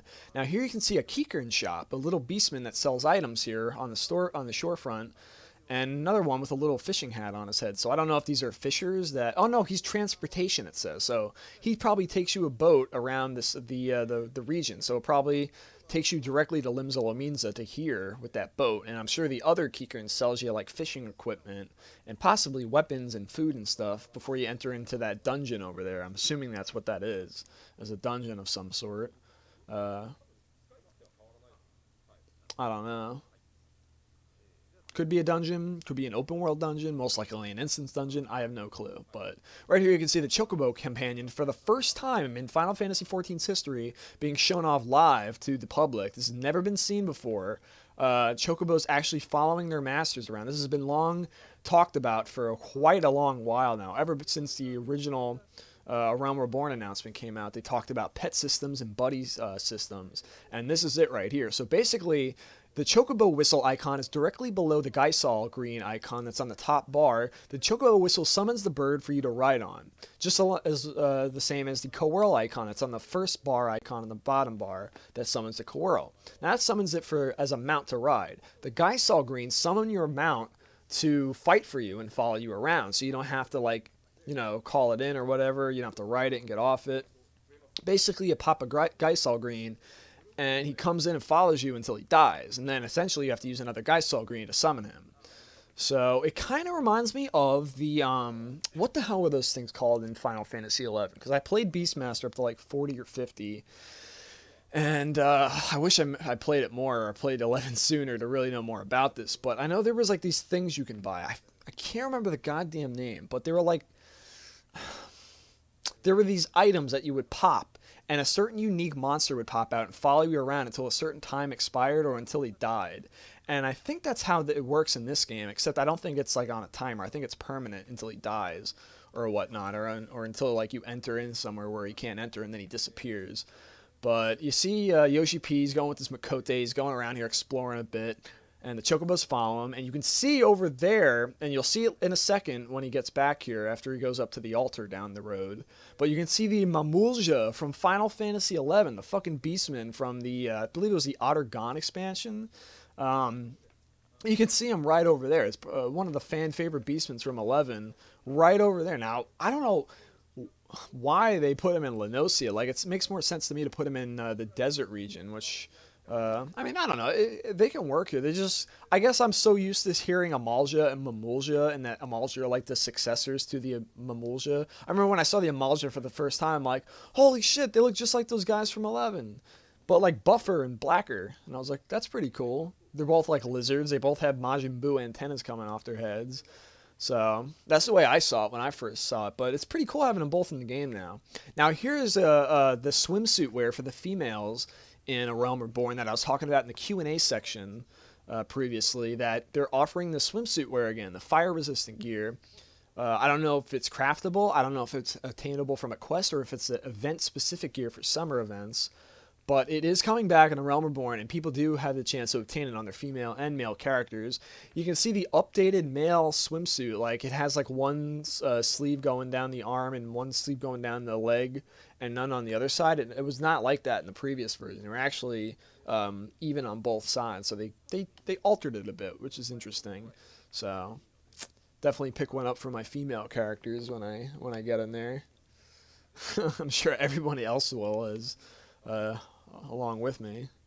You see the Chocobo following behind him. Now, if you walk, the Chocobo walks. If you run, the Chocobo runs behind you. If you want to jump back on your Chocobo, I think you just press a summoning whistle and you can jump on him, or you have to like send him away and then call him back. I don't know how that works exactly. Like I said, I haven't heard the translated version of this, so I don't know for sure. But you notice the Chocobo, you can set up any type of gear you want on him. You see, he summons him away, and then he calls him back, and now he can ride him. So I'm guessing that's what you have to do every time that you want to ride the bird. And then he gets off the Chocobo, eventually, and then he summons him again. So I'm guessing, yeah, you do have to use your Geisel greens every time you want to ride the bird and then summon him. Which I'm guessing a lot of botanists are going to make a lot of money off Geisel greens when they farm, because that's how we used to get them in 1.0. Either that or they were enemy drops. Now look at these fantastic animations on the Chocobo. I mean, they used to be very stiff in 1.0, but now they are very flexible. They move around a lot more. They have these beautiful animations. As you see, he's about to fight the amal'jaa right now, the amal'jaa Beastman. For the first time in 14's history. You see the Chocobo in this awesome, like, dinosaur-like pose with his wings fluttering up and his pecking animation. He has, like, a claw-swiping animation with his talons. You see the Marauders doing off his abilities on the amal'jaa. The amal'jaa has a battle axe as well he's casting shit off on. Path of the Storm, the Marauders doing right now, or he's about to do in a second. Right there, Path of the Storm from Marauder. And then the Chocobo actually just died in fucking combat. So the Chocobo died, fell to its death. Kind of has like a similar death animation to the Z's. And then he runs off and sprints the fuck out of there. He's like, fuck that shit! So that's like a 3 to 4 level higher enemy than what he's currently at. So he's 35 on the Marauder, and I believe the enemy was like level 38 or something. So that was a pretty long-lasting battle. So I think that's like about the same length of battles in 1.0 fights around that level. So that's actually really good. They're not too fast. They're not too slow. They felt like just about right. And there he summons a Chocobo again with the Geisel greens and goes right back on his way, adventuring with his little buddy. Now, it is confirmed again. I want to reiterate that if you're playing as a summoner, you can have 2 buddies with you at the same time. You can have Carbuncle and you can have your Chocobo following with you, essentially having your own small party at all times. Now you can see the Chocobo going in that awesome animation again. They're fighting a Ragnite, which I mentioned from the previous video. I looked it up on Final Fantasy Wiki. This is a Final Fantasy XI mob, along with the amal'jaa making its return into the game in HD. Some sort of like crustacean creature that's going to be found in Leonesaurus and possibly various other regions. I think in Thanalan as well. I might have seen it in the live stream. Now they were more successful in this fight than they were against some amal'jaa, but interesting stuff. Now he goes into the attributes list where he shows off the general attributes like warping, fast travel, sprint, and now he's in the buddy attributes, which are exclusive for the Chocobo and any other buddies that you have in the future. Now you see he could put the icons and drag and drop on his action bar. I have no idea what these are. I think he's mentioning different stances now in Japanese from what I heard in the translation in the Q&A. So I'm guessing there's like defensive stance, there's offensive stance. The best I can relate to is saying if you've ever played Final Fantasy XIII 2, and I know a lot of people probably hate the game, but I actually enjoyed the combat system because it was a lot like a Beastmaster from 11, where you obtain monsters to summon and fight for you. There were Chocobos you can obtain, various colored Chocobos, and they had different stances. There was like green Chocobos that could heal you, blue Chocobos that were casters, red ones that were fighters, yellows that were standard. There was silver that was like a tank. Gold that was like a mixture of different things, but I think it was primarily like a DD or something. And I think it's going to control something like that, but a little bit more differently. So it's going to have stances and whatnot instead of having different colors determining what it could be. So instead of having gear that affects your stats in your Chocobo, it's a Chocobo itself that attains skill trees. So the skill trees level up as your Chocobo levels up with you. So you notice that the Chocobo is level 35, just like Yoshi P's character is a level 35 Marauder. So the Chocobo matches up to your level no matter what level you are. So you get a Chocobo at level 20. So when you summon it for the first time, it's going to be level 20 as well. Now, I don't know if you have to do a quest in order to have it as a buddy, but I know you do have to do a quest in order to obtain a Grand Company Chocobo for the first time. You just have to be level 10 to rent a Chocobo, but that's if you want a personal Chocobo. You have to go a little bit of an extra mile. So you can see there, level 35 Chocobo. It says whose Chocobo it is, producer Naoki. I don't know if your Chocobo from 1.0, your Grand Company Chocobo that you named, will be considered there as well. I don't know if it says like so-and-so's Chocobo or is like says the Chocobo's name instead. I don't know how that works, but you can obviously, I don't know if that's 2 different Chocobos he's riding and summoning, or if it's the same identical Chocobo he's summoning and riding as well. So I don't know if you can have 2 Chocobos on you at once, if you can have multiple Chocobos. I have no idea. I really don't. They have not talked about much of this stuff at all. They just said that you can raise your own Chocobo farm, essentially, on your property outside your house. You can build like a stable and a ranch. You can build different sizes. You can raise your birds out there. And I guess as you level them up and choose their skill tree, you can make them more of a healer if you're playing solo. You can make them a tank if you want them to take more of the damage. And then flee away in terror if your Chocobo dies like Yoshi P did. So it's there's a lot of variety here for people that like to play solo. And I know people say like, why do you play a game if it's an MMO? Why do you play it solo? I'm like, there's a lot of people that don't have time to find parties or can't find parties, or maybe they like playing around people, just not with people at certain portions in their time. Maybe they just want to chill for a bit and play by themselves and play with AI companions. So, the more options, the better. And I think it's a good thing because sometimes I like to just like chill out and get away from people and just like play for myself for a bit. And then when I feel like doing dungeons and primals and relic stuff, I can jump in with my party when they're online. Like sometimes not everybody's online to do content. So when not everyone's online to form a party, it's good to have something to do on the side by yourself or with like a small group of friends. Grouping up with their chocobos and their carbuncles or whatnot, and various jobs, and just farming enemies, having fun, doing fates and whatnot. So, it's interesting how they incorporated that, and there's a lot to choose from for the chocobo system. Like it's its own complete system on its own. It's just as I think it's almost as, if not more intriguing than the job system for your own character in itself. There's a lot to experience with the whole chocobo buddy system. It goes in hand with breeding and riding and summoning and fighting alongside, so it's really cool. Now here you see the beta screen for A Realm Reborn for Phase 3. Now he's playing on the PS3 now. This is not the PC version. So everything that you're watching here is PlayStation 3 as far as I know, judging from the UI and whatnot. And the reason why I know it's PS3 and not PC with a controller is because you would see XYBA on the screen instead of the actual PlayStation buttons like triangle, circle, X, and square, which you can see in the bottom corners and all over. Now he's picking a character here to show off the different races you can choose, male and female. It gives you a basic description. At the bottom right, you see environment. You can choose if you want the default background, which he's in right now. My friend's messaging me now about Beastmaster and various other things, so I apologize for that. See if I can click this off. Okay, there it goes. You see he's going through the different environments right now. Sirocco, if you're watching this and messaging me, what's up? So anyway, here's the environment, and you can see the different color palettes that they got now. So it's not various default colors they give you. They have different palettes that you can choose from for shaders and whatnot, for the peach skin color, darker skin color for your character models.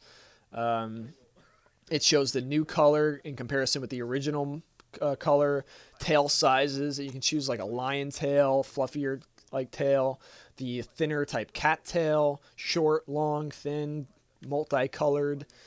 All sorts of various stuff. Now he's got a slider, which I believe is for height. I'm not sure. He can go through day and night cycle by just pressing the triangle button, I believe.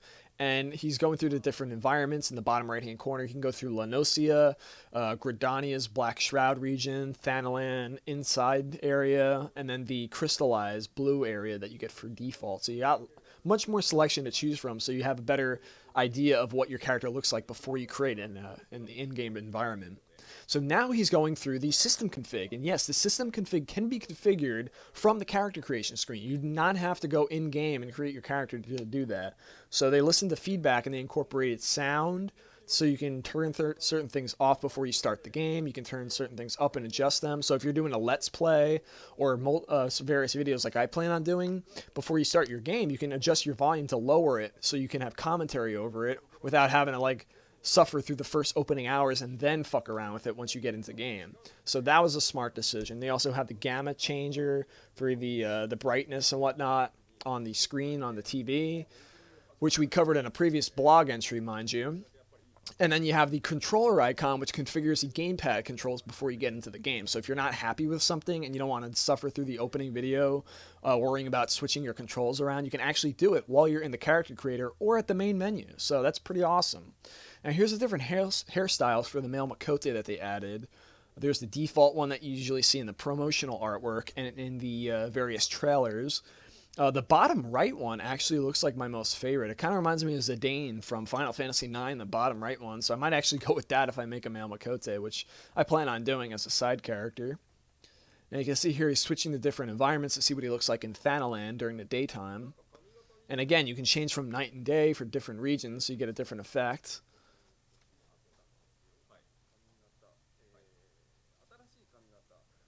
And there's the nighttime version with the detailed moon and starry night background. Now you notice the stars are flickering and whatnot, so they'll probably have to fix that. It's probably not 100% optimized or polished yet, but aside from that, it looks fantastic. It looks really great. The sky and the environment and everything. Here's a couple other various hairstyles added. They also put in physics for the hair now. That was not in previous beta versions as far as I remember hearing from. And now they have physics on here, as you can see in the various trailers that were shown in the Video of Eorzea one, Tour of Eorzea, with the longer hairstyles. They actually have more physics moving to them, which they did not have implemented before. Now here is a samurai-looking ninja sort of hairstyle for the Rogadin. Here's an adorable-looking hairstyle for the female Lalafell and a little bit more of a messier, brushed-up version of the male Lalafell's hairstyle. Got sort of a locks or dreadlock version for the female Highlander here. And now we are going to the female Elizin, which is probably my favorite looking female Elizin hairstyle. She's got long hair, along with the longer hair male Elizin version, which looks awesome. Really fucking cool. And now we jump back into the character creations portion. We're showing off the color of, I believe it's a hairstyle he's going through right now, looking at a brighter setting, so you can go through all these various options instead of these preset ones that they gave you in the original 14 and the alpha and beta test, which they showed off in the videos. Now, before they had like these little presets where you select from like different colors. Now they give you like a whole wheel like you would get off Paint Tool Sci or I don't know, Photoshop or something. It's basically what this is more akin to now. I'm usually a character that goes with like black to dark brown hairstyle because that's actually my hairstyle. So I go more for like that type of my character. So you probably go with the top right or probably like the to the far right of the blue section or whatnot, somewhere in there I would guess.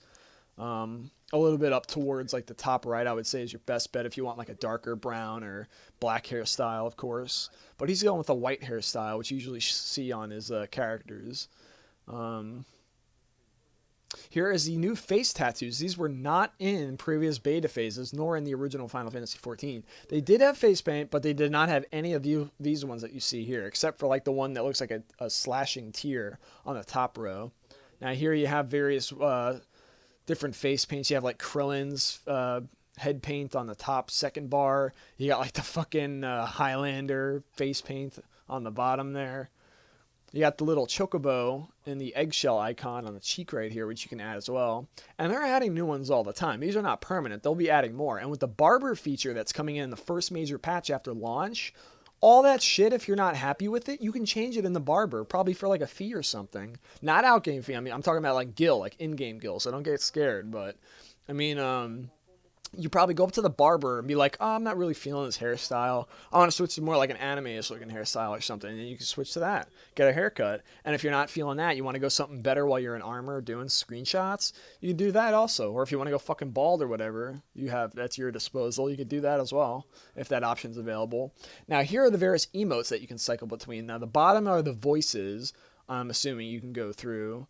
Or possibly they're emotes. I'm not sure exactly which one's which. But he's either cycling through all the emotes in the game with the different icons listed above for like anger, sadness, I don't know, confusion or whatnot, joy. And now he's pretty much selected his character and he's backing out to show you the Lalafell that he has already preset, a pugilist at level 15, and he's in ul'dah now. So you got the bar for the pugilist down below. You got an interesting like featherfoot looking icon, which I'm not sure what that's for now.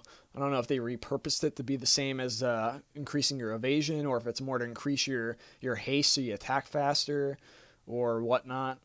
Essentially lowering your global cooldown time. I don't know what that does, but I guess we'll find out eventually. See fucking Joichi Wada sitting here randomly in the streets of ul'dah, on a GM account, which is pretty funny. I have no idea what he's doing in the video and if he was planning to be in it or whatnot, but he's just sitting there. And Yoichi Wada's apparently a chick. Who would have known? Alright, so you see various NPCs sitting in the cities of ul'dah. Here we got the, if we approach up here, this is more of the market section. Now known as the, oh man. Let's see if he actually goes over there. Oh, he's definitely strolling on over. We got the Makote sluts dancing over here, which everyone refers to them as in the game. The whores of Eorzea at their best. So I can tell there's going to be lots of people taking screenshots in this area for sure. And you got some horny NPCs sitting there and a lesbian apparently watching them too, which is kind of weird if you go back and watch that. So yeah, we got horny Uldans and a bunch of cat whores in ul'dah. So if you're into that shit, ul'dah is the place for you.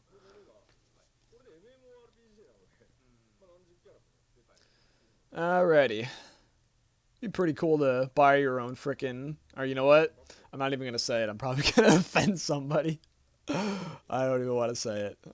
Anyway, we're going down the roads of ul'dah, coming up on the right-hand side with the lights inside there. That's the Grand Company Hall for the Immortal Flames. The Pugilist Guild is on the right now, where he's facing, with the Aetheryte Plaza to the left of him, down the ramp. You notice the NPCs actually move around now. They're not just still. As you can see in the background, actually, yeah, in the background ahead of him, towards the exit, you can see an NPC pacing back and forth. Right here, you see the PS3's main menu, where you can cycle through main commands, emotes, inventory, gear slots, and here is the armory chest. You can see the icon for your weapons you're holding, your accessories, your hats, your headpiece, body piece, hand piece, belt piece, pants, and foot piece, whatever you want to call it. He has 4 types of pugilist arms in his inventory. And he has materia on the bottom right. He has ring, bracelets, earrings, which share the same slot, a necklace or a choker, and then that top one that looks like a shield is the offhand. So offhand for gladiators, conjurers, and thaumaturges. And I forgot what else offhand is used for. It used to be throwing weapons, but they took them out of the game now. So I think it's just used for shields now. I forgot what else it could be used for. But if you're using a two-handed weapon like a dragoon, you won't be using it anyway.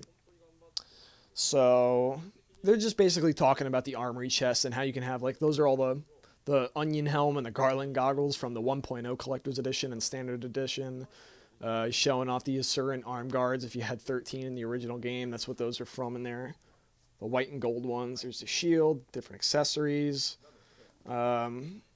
So if you heard me in the Q&A earlier, you basically summed up how the armory chest is going to work. And when I get future English translations, I'll probably comment more on it and explain a little bit more.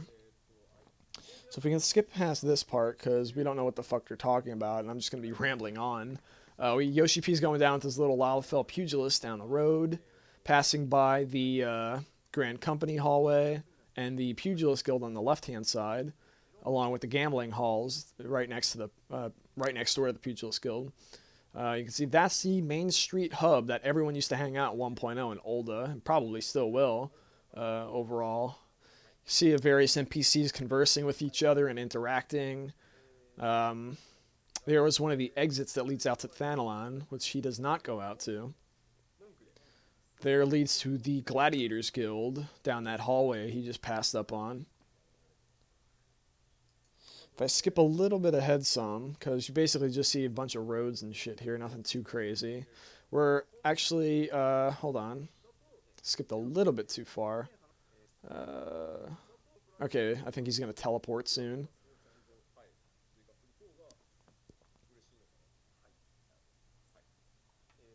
Alright, here we go. Okay, so now he's actually exiting the city, so you can see what it looks like.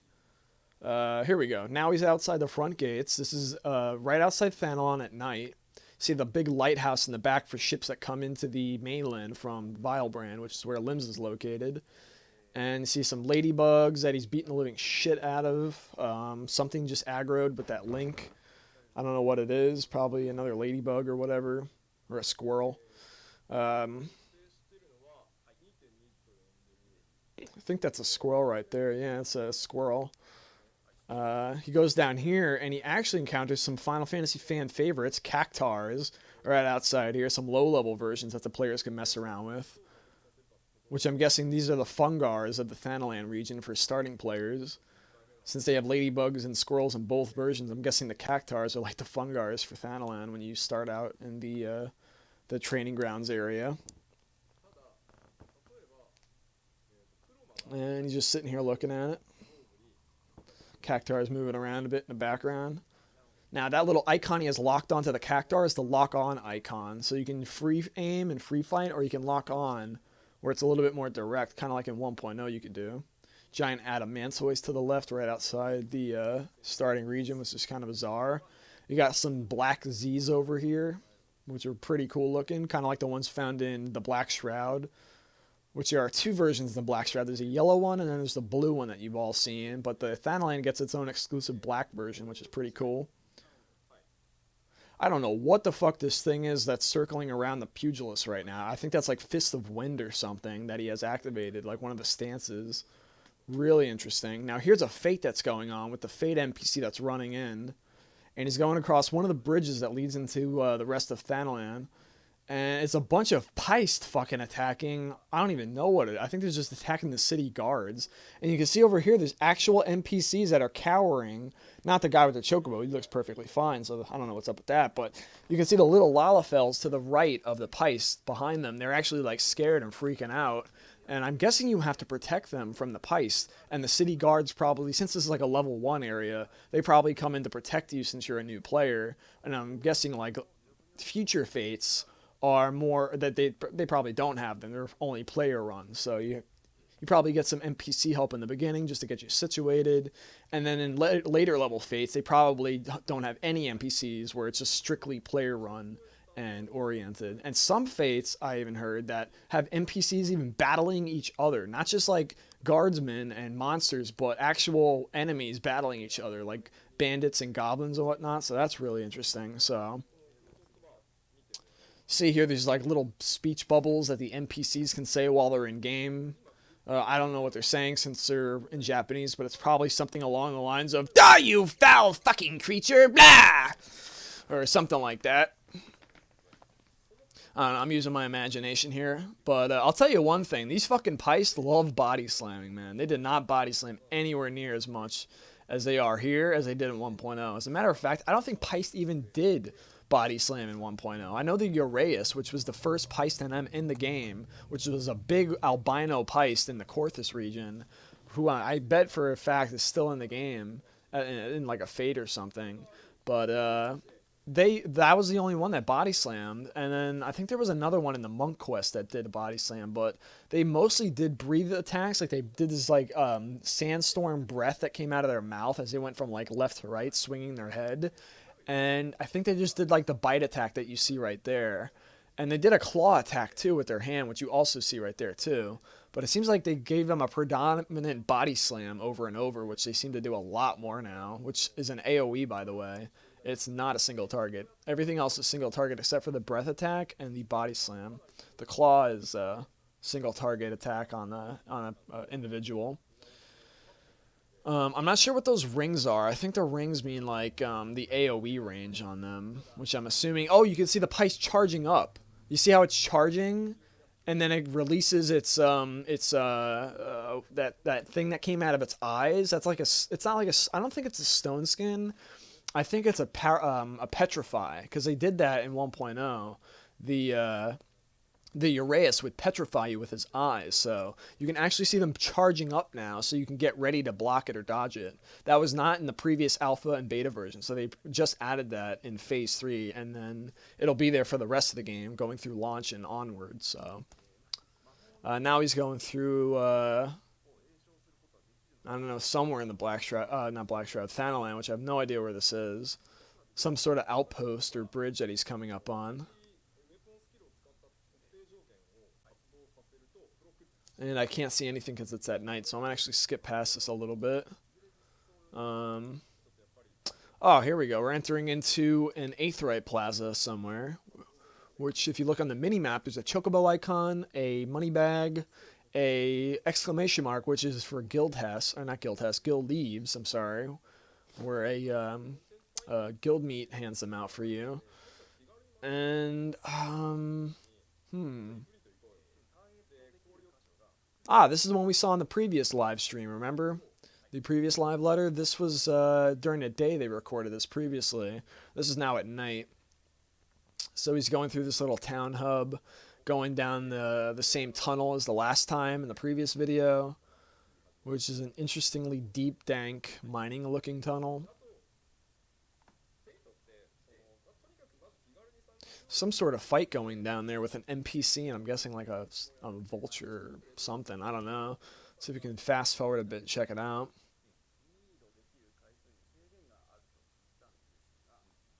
Alright, so it seems we're going through some like archaeological dig site where there's like to the right of us a ruined Nobthal statue of some sort. Bunch of NPCs that we saw previously in some screenshots and stuff. They were gathered around it, so that's to the right, but you can't see it. There's the Final Fantasy XI snipper crabs right there in the top left-hand corner behind the vulture that's flapping its wings. There's an Aragnite that we saw in the Leonesaurus region that's right to the right of us. And on the rock over there with the little lantern, you can see two little Lalafell fishers fishing in the water while they're sitting on the rock. And he'll run over to him in a second here and check him out. And they have little speech bubbles, so in English or whatever language you're playing, and you can actually read what they say when you approach them. There's a little fishing rod right there, and she's just sitting there next to her friend, watching them fish. Level 13 crabs or whatever those are over there. Level 14 Aragnites, so these are much lower level versions than ones we saw previously.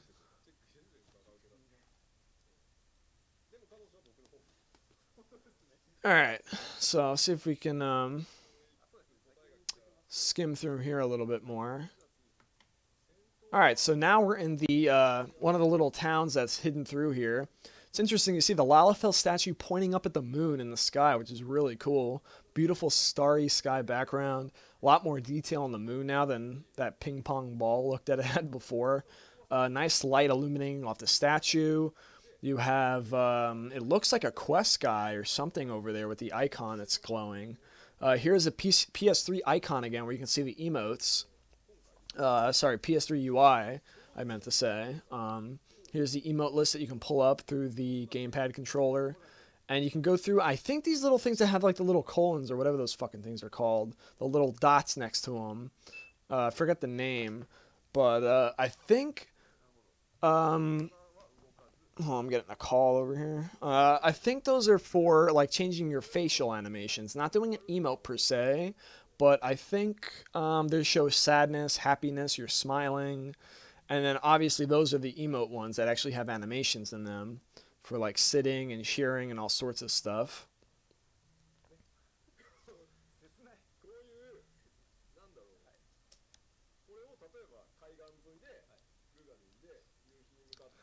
Okay, so sorry, I was just getting a call earlier. I'm gonna have to check that in a sec. But sorry for getting distracted. Anyway, those are the emotes that they showed off. And this is the town. You see the NPCs are pacing around, the guardsmen back and forth. So they're not just stationary. They do have some more movements and animations, make them a little bit more unique. You see another Makote whore slut dancing over there, which everyone that plays 14 has come to refer to them as. Who were exclusive to the Miners Guild previously, but have now expanded their trade to all parts of the realm.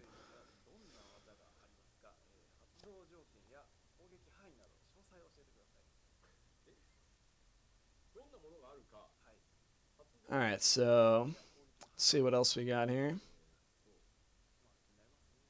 It's going through the campment over here, approaching the Garlean base that's offshore of Thanalan, which we saw in the previous live stream, if you remember.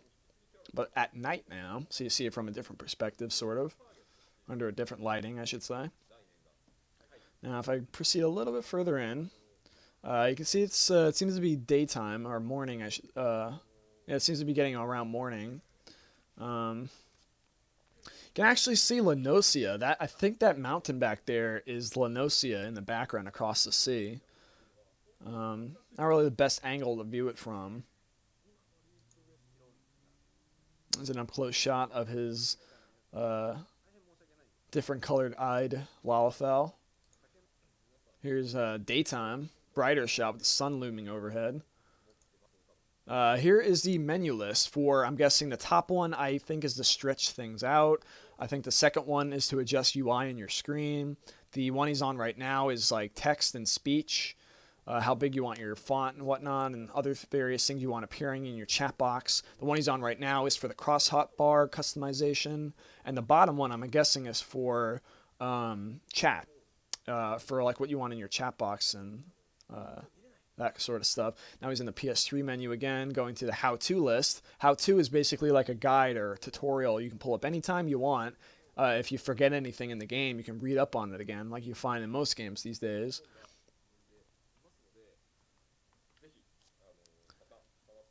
And we're almost coming up on the end here of our live stream with Yoshi P and Fox Climb. And now they basically show you the job actions trailer, which I'm going to close for now because we already saw that.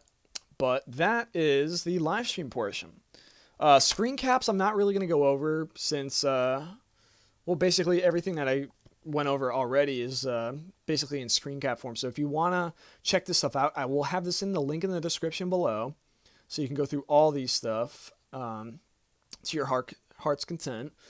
You can check it up on here on DualShockers. Thanks to Abriel again, who is another popular guy in the community that does a lot of articles on N4G. DualShockers.com obviously is where he's from. He posts it and helps people out on the forums and fills them in on it and stuff. So that was a really good job. So check out his stuff, support him, and yeah, go check out his article. I'm going to have his stuff in there. And I will take another quick break, and when we come back, we're going to go over the soundtrack that's coming out for 14 for the original game with Nobuo Uematsu's tracks and Soken's and the rest of the sound teams, along with an update to the roadmap. So, see you then in a second. All right, welcome back from the break, everybody. You're probably seeing my timestamp on my taskbar down below. It's been quite a bit. A lot of crazy stuff going on today, you know. So I actually had to take care of some stuff, and then I'm coming back to finish up the ending part of this video, in case anyone's wondering. So we left off with the new DOL and DOH pages that updated today, actually. They just came out today. If you're watching this, it's probably going to be tomorrow, depending on when this finishes uploading. But it uploaded on the 31st. And also, we have a soundtrack that's coming out for the original game with all the compilations that came out since the start to the shutdown. After that, we're going to talk about the roadmap, and then we're going to finish up with the collector's edition purchase questions that we went over earlier. So let's jump right back into it, and we'll start off with, let's do Disciples of the Hand. We'll go with the majority of them first. So it says, Disciples of the Hand. For crafters, the art of synthesis is at the very core of their way of life, driving their industry. They employ a veritable arsenal of tools in working everything from the most delicate cloth to the most resilient metal. Through their labors, the traditions of Eorzea are kept alive and her culture preserved. So I'm going to start off with the first crafter that I actually leveled.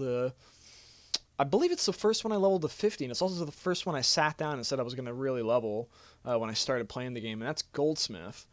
And the reason I did Goldsmith is because everyone was telling me when the game first came out. Now, I didn't know shit about crafting when I started playing 14. And I never messed around with it when I played 11. But I kept hearing people at the time say, oh, you got to do Goldsmith. Goldsmith's like the best repairer in the game. Goldsmith's this and that. I'm like, holy shit, well, I better do Goldsmith. Now, down the road, I eventually figured out that Armor and Blacksmith were among the best, along with Weaver and whatnot. But eventually I leveled those two. But Goldsmith was the first I went with. So you can see the AF for Goldsmith right now, which looks pretty interesting. It's definitely not my favorite, but I do like the hat. The hat looks pretty cool. He's got like a gem in his hand. He's got his this is the secondary tool that Goldsmiths use. The primary is like a hammer and a bench, actually, which is the one I used all the time. I never really used this one, but I heard it was better for like doing ores and nuggets and stuff like that back in the day.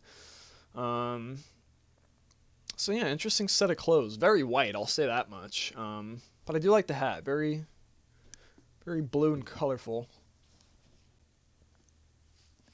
Alright, so armor. Here is the armors AF, which I kept always getting confused with the both of them in the in the videos that I was covering previously. But this is the armor one that you've seen in the video tours and stuff. And I love the look of it. I think it looks fantastic. I just wish there was a way where you can lower the visor so it has like the face plate over the character's face. I think that would be pretty cool. And I heard talks of the warrior helmet being able to do that. So hopefully you can do it with the armors AF too. Okay, so it's description time. Armor. Armors treat and work the malleable metals of Eorzea into all forms of armor by binding together sheet, stud, and ink, or link. They are able to produce a garb of plate and chain that has saved lives of countless adventurers. Though the armor trade once fell within the realm of the blacksmithing, advancements in both metallurgical techniques and material refinement led to its necessary specialization, and it is now recognized as an official profession by all nations. So the armor is actually located in Leonesaurus. It shares the same guild as the blacksmiths. And I'll tell you right now, and I think a lot of people can agree with me, the armor is probably one of the best, if not the best, disciples of the hand in the game. And I'm not saying the other ones are useless, because they're definitely important. But armor, I've seen over the past 3 years, is probably the most used and valuable out of all of them. Followed by like the goldsmith and the blacksmith, and the weaver for mages and whatnot. And also for crafting clothing and gathering clothing. But leather comes in as well, along with weaver. But if anyone's curious who has not leveled a crafting job yet, I'd recommend armor to start, or weaver. Those are really good for body pieces, because they eat up all the slots on a character mostly. So, little tidbit right there. Alright, so that's armor. Going on to my other favorite, blacksmith, which is right side by side with armor in Limsa. So you can see down here, this is the blacksmith's AF. It has an apron. Interesting gloves, because if you see up the sleeve, it has like this Dalamud colored looking patch or some sort of emblem up the sleeve, which is kind of cool. And I don't know, I think that's a bandana with goggles attached to it with this red marking going across it, which looks kind of cool. I definitely like the armor is better, that's for sure. But the apron looks pretty cool too, and the goggles are a nice touch. All right, so blacksmith. It is in the fires and on the anvils of blacksmiths that the weapons and tools of metal are crafted. Their work is in demand far and wide, whether it be hammering the blade of a sword at the forge or whetting the edge of an axe at the camp. Leonesaurus has been renowned for its blacksmithing tradition since antiquity, though the advanced metallurgical techniques passed on today bear little resemblance to the simple practices of ancient times. The relatively recent rebirth of firearms has created an entirely new area of expertise, which is being adopted with fervor by many ambitious smiths. So that's an interesting last line. Now, it's very true in the lore of Eorzea. I mean, it's nothing new. But the fact they threw that in there in this updated post has me kind of curious about the stuff I was talking about with Musketeer earlier. So that's really interesting. I'm not jumping to conclusions, but I'm saying that's an interesting point they threw that in there. It's like they mentioned an overall broad topic of weapons and tools that they make, and they're like, oh, and we make, firearms and muskets too for musketeers. That was an interesting touch. I wonder if they're going to announce something about that at E3, but, I'm just calling the shots here, but who knows. Just thought that was an interesting little tidbit. Anyway, moving on to, let's see what we got next. Let's do Weaver. Now look at this fancy motherfucker. He's like, oh, look at me in my fancy clothes. I'm too good for you. Pants up your gill, you pretty pants. I'm too flufferuff for you and your petty common folk. Yeah. Now I'm going to weave stuff like the little cunt that I am. Yeah. I mean, he's got the fucking top hat and everything. I mean, he's just like, he's got like the pilgrim shoes on and everything. It's pretty snazzy. A little over the top, but it's classy. I'll give it that. I mean, you can see some people walking around looking like a pimp like that. You imagine dyeing that shit to like pink or purple? Oh my god, they'll be like the fucking Third Street Saints in ul'dah. Another interesting little point is the I forget what the hell those things are called, but the weaver's little bonnet or tool thingy. You see a little Moogle on it, which is a nice little touch. So that's pretty cool. Giving some variety to some of the tools for the crafters now, which is really nice. All right, description time. Weaver. Weavers create fiber and fabric from the base materials before using them to sew and stitch the vast array of garments worn by all. From fiber to thread, thread to cloth, cloth to dress, the path of these artisans literally weaves its way from basic beginnings to extravagant ends. Just as the spinner Nimia spins the fate of all Eorzeans, the warp and weft of a weaver's work, too, have been known to alter the course of destinies both large and small. This holds truest in the city-state of ul'dah, where appearances are considered akin to reality, and where master weavers wield tremendous influence. Yeah, well, with that fucking outfit, you ain't kidding. Alrighty, so enough of that pish-posh. Let's go on to this badass alchemist. Oh my god, like my friend is actually a doctor in real life, and I don't know if he watches these videos, but he's in my link shell. And he's a doctor, and it was funny because when I first saw this, I thought of him. I was like, holy shit. It's like a doctor's lab coat. And it has like this little glass like a magnifying lens thing on the eye, and there's the alembic that she's got in the hand. And I'll tell you what, man, I think that's probably one of the best looking disciples of hand AF sets I've seen thus far. I mean, the only thing I think comes close to it that I've showed you guys in the video so far is probably the armor I really like. The Weaver is just like fucking out there, man. That's like way out there, but it looks cool. It's just like, that's like a whole different ball game right there. But this one actually looks really awesome. Like, you know, you can play dress up role-playing doctor going around ul'dah and shit being like, it's lupus! It's paraneoplastic syndrome. He's got AIDS. I know he's been fucking with those gigantoads. I'm gonna write you a prescription. Stop fucking toads. You know, so I think it's pretty badass. So I might actually turn a little bit more of an interest into Alchemist if they spice things up with that. But anyway, Alchemist. Masters of science and nature, the devilish and divine. Alchemists ensure their livelihood through the transmogrification of mundane materials into wondrous waters, from curative concoctions to potent potables. The olden school only recently came to be recognized in scientific circles as a valid branch of alchemically orthodoxy. Holy shit, that was a tongue twister. It is based on fundamental principles originating in the Near Eastern tradition, but draws heavily upon esoteric elements of both Lalafelian herbalisms and Mikote occultism as well.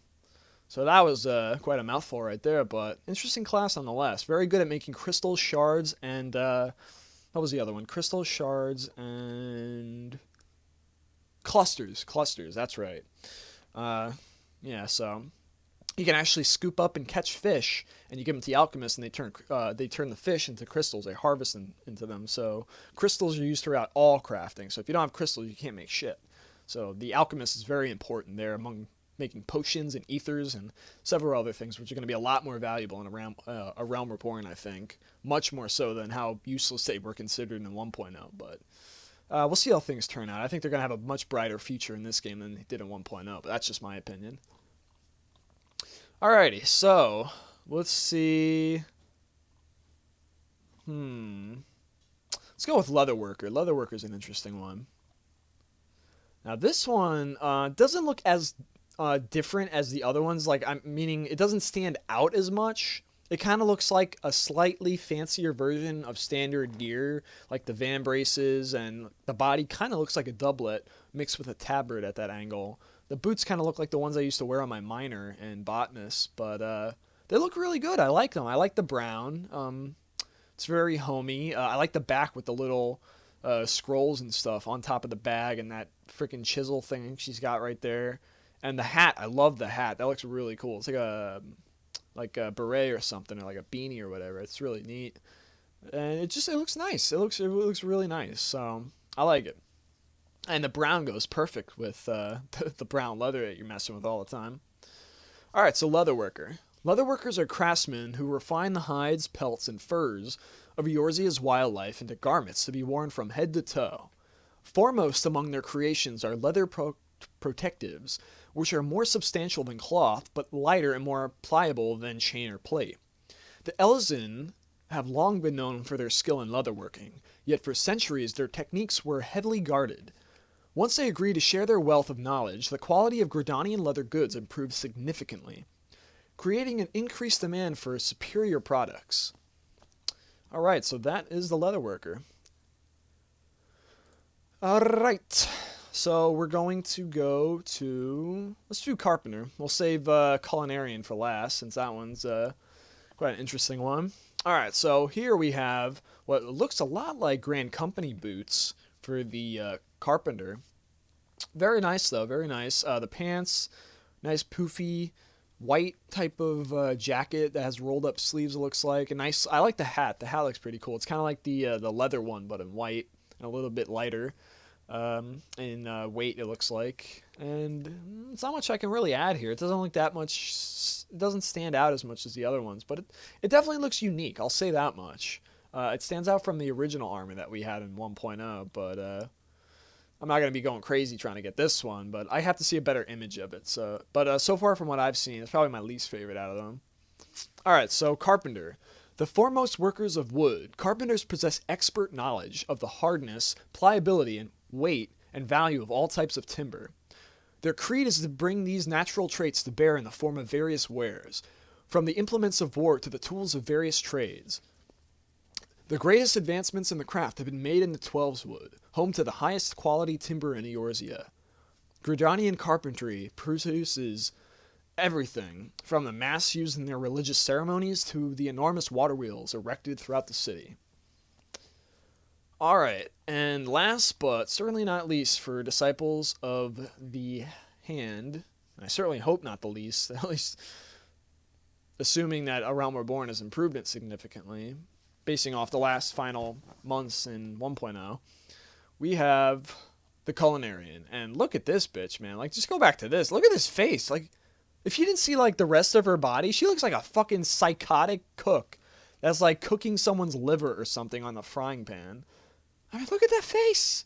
She's like one crazy looking bitch. And then you come here and she's like, oh, she's making eggs. How sweet. So she got the poofy little tail swinging up. She's got the one leg up. I think this is one of my favorite looks. This, the armor, and what was the other one I was saying? The Alchemist, along with the Weaver, of course, are probably my favorite ones out of the bunch. They look very, they call out to what they actually do in their profession. It's very easy to tell what it is that they work in. It's very unique compared to all the other stuff that you can find to put on them in the game. So you got the nice chef hat with this little emblem or something on the ribbon going across, the awesome little cooking gloves, and the apron. This is really awesome. And you have the egg that's shooting up in the air that she's cooking. Really awesome stuff. So culinarian. Culinarians preside over the world of cuisine, preparing every known consumable in Eorzea, armed with a cornucopia of ingredients from across the realm and versed in methods from their far corners of Heidelman. These master chefs help adventurers maintain their strength on the battlefield. Of all the city-states of Eorzea, Limsa Lominsa boasts the richest culinary tradition, a product of its proximity to fertile lands and plentiful seas, and its standing as the realm's foremost trading port.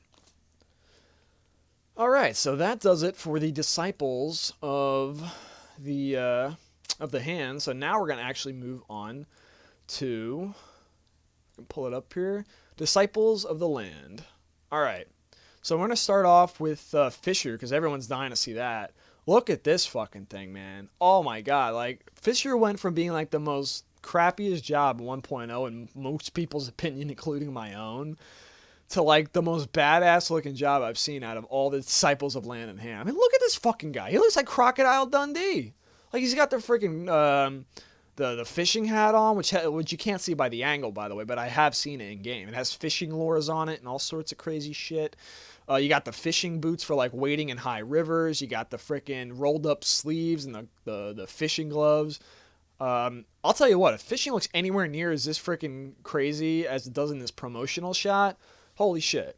Fishing might be actually really awesome this time around, because I actually love the concept of fishing in games. I just think it was poorly implemented in the original game, in my opinion. That's just me. I know some people actually liked it, and that's cool. I don't hate on them for it, but for me personally, I thought it was shit, and I thought the class itself really did nothing to help the rest of the classes in Eorzea or the realm itself. So with Yoshi P's new changing around of it, hopefully whatever the hell exactly what he's doing with it, I think it's going to be a lot better than what we had previously. So if you're big into fishing in games, hopefully we could look forward to that, expecting it being a really fun mini game. Alright, so Fisher. Fishers are the harvesters of the realm's marine and freshwater animal resources. The trade rose to prominence in the nation of Limsa owing to the plentiful waters upon and around Vilebrand itself. Be it from the shore of a sea, the bank of a river, or the deck of a boat, Eorzea's anglers must constantly account for a wide range of factors to optimize their success, including season, time, place, tools, and bait. So, season, time, and you could say maybe not place, but at least the season and the time for sure was not present in the original game. Now they're saying if it's like a certain seasonal event, possibly you'll get special types of catches. Possibly if maybe like each zone has like a different seasonal tone to it, so maybe each zone has the different type of fish of some sort, maybe higher leveled in certain areas, or if it's like a summer type looking zone, you probably get I don't know. But I know the time of day, usually if it's raining, usually fish come out more, I hear, in like an actual reality. I'm no fishing expert, by the way, but from my experience, usually when it's raining, fish tend to come out more, and certain other weather factors that come into place. But that's going to be playing a bigger role in fishing in this game. Yoshi P was hinting at several times, so really interested to see how that works. Alright, next one on the list is actually my favorite out of the three, is Miner. Now, aside from the body, I think the whole fucking getup looks freaking awesome. Like, I have the mining helmet. I don't have the golden pickaxe, but I do have the regular one. The best, I think it was the Cobalt Delabra, whatever it's called, the best one you can find, with materia on it. The gloves are new. The lantern is a nice touch. Kind of reminds me of Tomberry's. It's really cool. Hopefully that actually lights up and gives off its own light source in dark areas. That'd be freaking cool. Here's like a mining bag for like storing ores and stuff. The boots look really neat. The pants are cool. The sash is a nice touch, and I love the bandana around his neck. Now the undershirt I wish was more like a doublet, because that's what I wore. But it's not so bad. I think it's, if you just go out there with an undershirt on. It's like a leather brown undershirt. So aside from that, I love the getup. It looks freaking cool. So I'm really happy with that. Miners are responsible for the excavation and handling of Eorzea's mineral wealth, be it ores, fossils, precious stones, or otherwise. To fully master the advanced techniques developed by the great mining nation of ul'dah, they undertake a wide range of tasks, from the meticulous prospecting of the most minute deposits to large-scale civil engineering. Many miners subscribe to the theory of continental drift, and take for the patron deity Ashan, the Wanderer. So, mining right there for you. Probably one of the best ones in the game.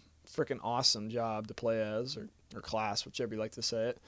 Alright, so finally, we have Botanist, which is another really good one to have for woodworking and pole arms and stuff like that, and bows.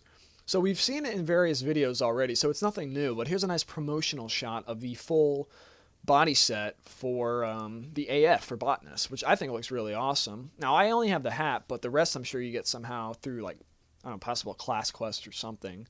But I love the boots. I love the red with the beige color mixed in, the jean type pants. The hat looks awesome. Kind of reminds me of like the Keebler elf or something like Link wears in The Legend of Zelda a little bit. Really, really beautiful. Very nice colors. I think it's just equally as good, if not better, than the Miner. I mean, it looks really nice. Okay, so Botanist. The botanist profession encompasses the procurement of resources from all forms of plant life. This includes harvesting vegetables and grains, tending fruit-bearing trees, cultivating fibrous plants, logging timber, and more. Botanists also endeavor to educate others about the need to maintain a symbiotic relationship with the Eorzea's plants, rather than carelessly stripping them of their useful parts. Owing to their intimacy with nature, botanists are known to revere Nofika, the goddess of abundance, and Nofika also happens to be the guardian deity and goddess of the people of Gridania. They all worship her, so the botanists tend to do the same as well. And I'm guessing that even though Naldthal is the patron deity of ul'dah, it says in the minors section that that they worship Ashan, the Wanderer, and I'm assuming, since they haven't mentioned who fishers necessarily worship, I'm just going to assume Limley and the Navigator, who is the guardian deity of Limsa Lominsa, but that's just my guess. Yeah, I could be wrong. So anyway, that's going to wrap up the DOL and DOH sections that just came out today. All right, so now we're going to move on to our next topic, the Final Fantasy XIV Before METEOR official soundtrack that's coming to Europe now. It's confirmed, and it's already going to be coming out in Japan. I don't know if it's coming out in America, but I'll tell you right now, if it does, I'm definitely buying that shit if I have the money, because I would love to have a nice case and stuff added to the collection. Now, even though I'll admit, I did download the music off of YouTube from people that uploaded it, but I'll even buy it from them, man. If they haven't, like, every single... Because I didn't like the original battle tracks they came out with for... whatchamacallit? I didn't like the original battle tracks that they came out with when 14 first launched, because it was like they were split up into different packages, and it was just like YouTube people uploaded them already from like the data files, and it had like everything on there. So I was like, just give me the whole fucking thing, and I'll actually buy it if it has all the songs on it. Just don't like split it up, making me buy like 50 million things. So they finally announced before METEOR the Final Fantasy XIV Blu-ray disc music, and it comes with the MP3s for all the songs if you want to put them on your portable player as well. Okay, so don't worry if you don't have a Blu-ray. But yeah, I mean, I love Nobuo Uematsu's music. I love Soken's. I love Noishi Mizuda's. I love all the other guys that compiled the music into 14 and Final Fantasy 11 and previous games. So if it comes with a nice, beautiful case I can put on display along with my collector's editions, and it has like some nice artwork in it, I'll fork out the $50 for it, man. Like, it comes with over 6 fucking hours of music. 6 hours! That's like, they said I think it was like 106 songs from the entirety, like fucking everything from 14, from the start to end, from all the various composers that contributed, are all in this baby. So you're not skimping out on anything. It doesn't have a Realm Reborn's music. This is before METEOR, meaning it's 1.0's music. So if you love the game's music, like the Korthus music, which was freaking amazing, probably one of the best things that Nobuo Uematsu's created. I love it. So simple, yet so beautiful. You also get the End of an Era trailer in 5.1, and that comes with it as well. The trailer for it, the whole thing in HD. Also, I like to shift over here. Now, this is Loiswa, and this is what comes with it if you purchase the official soundtrack. It comes with a Dalamud minion that follows you around in A Realm Reborn. So it's like a little beach ball, basically, with all the keys and stuff sticking out of it, protruding, like in the trailer, that holds Bahamut within the ball. So they're all sharp, shooting out from all which ways and directions as Loiswa, and this really funny like look where he's like, "What the fuck is this thing?" So that's pretty cool. Now, I would, even if that wasn't included, I would have bought it anyway, just for like display purposes and just to collect it. But that's a nice touch as well. Now, I don't know if they're region locked. I heard people say that they are. I heard people say that they're not. I don't know. I would assume that they are region locked until you hear either word back from an official person, or if you actually get one from your region. So Europeans don't have to worry. They'll get one. Americans, they haven't announced yet. So it says here on Dual Shockers, this is another one of Abriel's articles, the rep said, "Hey, don't worry. You'll be able to purchase the soundtrack and receive the Dalamud minion in Europe. We'll soon be making an official announcement, so please have a little patience." So this was just basically an article printed off that quote on the European forums, or by a European dev or whatnot, and this hasn't been made official yet, so you'll probably see something coming up soon. It's going to be launching in, let me see if I can find it. Oops. August. It'll be released in Japan this August, and I think it said somewhere about it being like, I think it was on the live stream. They said that it was going to be coming out. I don't know the exact date, so forgive me for not mentioning it, but I know for a fact it's coming out in August for both versions, I believe. And it's definitely before A Realm Reborn launches. I think it's like the 17th or something like that, or the 14th or the 13th. Somewhere in the teens. So I'll fill it in on the video, or if somebody asks me, I'll try and look it up after I'm finished recording this, and I'll fill you in somehow in the comment section or whatever in the info box. But yeah, I'll have this link in here too if you want to read this more. That's pretty much the gist of it. There's some more details in there, like it's saying it's a Blu-ray, includes 104 tracks, over 6 hours of music, and an MP3 version for each track to be used with one's portable MP3 players. It will also come with a bonus track that will feature the end of an era trailer with the music recorded in 5.1. So it has Nobuo Uematsu's music, Tsuyoshi Sakito, Naoshi Mizuda, excuse me. She's done the music for Final Fantasy XI as well, but she's done some really fucking good stuff on there. She's very, very talented. Masayoshi Soken, who you all remember me mentioned in the past, and it's all jumbled on into this one definitive original soundtrack for the entire history of the original Final Fantasy XIV. So if you're a collector's type person, it's like $50 I think, maybe less, since Japan I heard tends to charge more for Blu-rays in there, so it might be less, but converting from yen to US dollars at least, it's $51 they said, in that ballpark. So that is the Before Meteor Final Fantasy XIV original soundtrack that you guys can look forward to if you're interested in that. Alright, so our next topic is going to be the roadmap that they updated for Realm Reborn. So I'll jump right down here. This is the Final Fantasy XIV Realm Reborn beta test roadmap. And this is basically saying the objectives of the beta test, level progression rebalancing, battle system rebalancing, version 1.0 character data import testing, which is occurring in Phase 3, server stress testing as usual, user interface refinement, crafting and gathering systems rebalancing, and bug reporting. Alright, so this is encompassing Windows PC and PlayStation 3. It says the test schedule for the Windows PC version and the PlayStation 3 version will be different. So they're not going to be happening at the same time. Okay? These are basically going to be happening at different time frames. I don't know if they're going to swap weekends. I don't know if they're going to be like I don't know how it's going to work. I honestly don't want to say anything and give anybody the wrong impression, but just know that they're not going to be running at the same time on the same schedule, okay? They may change that down the road when they open up 24 hours, but I don't know. I'll get back to you on that one. All right, the following players are eligible. A Square-Enix account is required to participate in the beta test. However, an account is not required when submitting a beta tester application. So basically, you don't have to have a Square-Enix account, but when you submit one, you basically create one as you're going through the process. So, yeah. However, I don't know exactly how that works, but they'll explain it to you through the emails if you haven't signed up yet.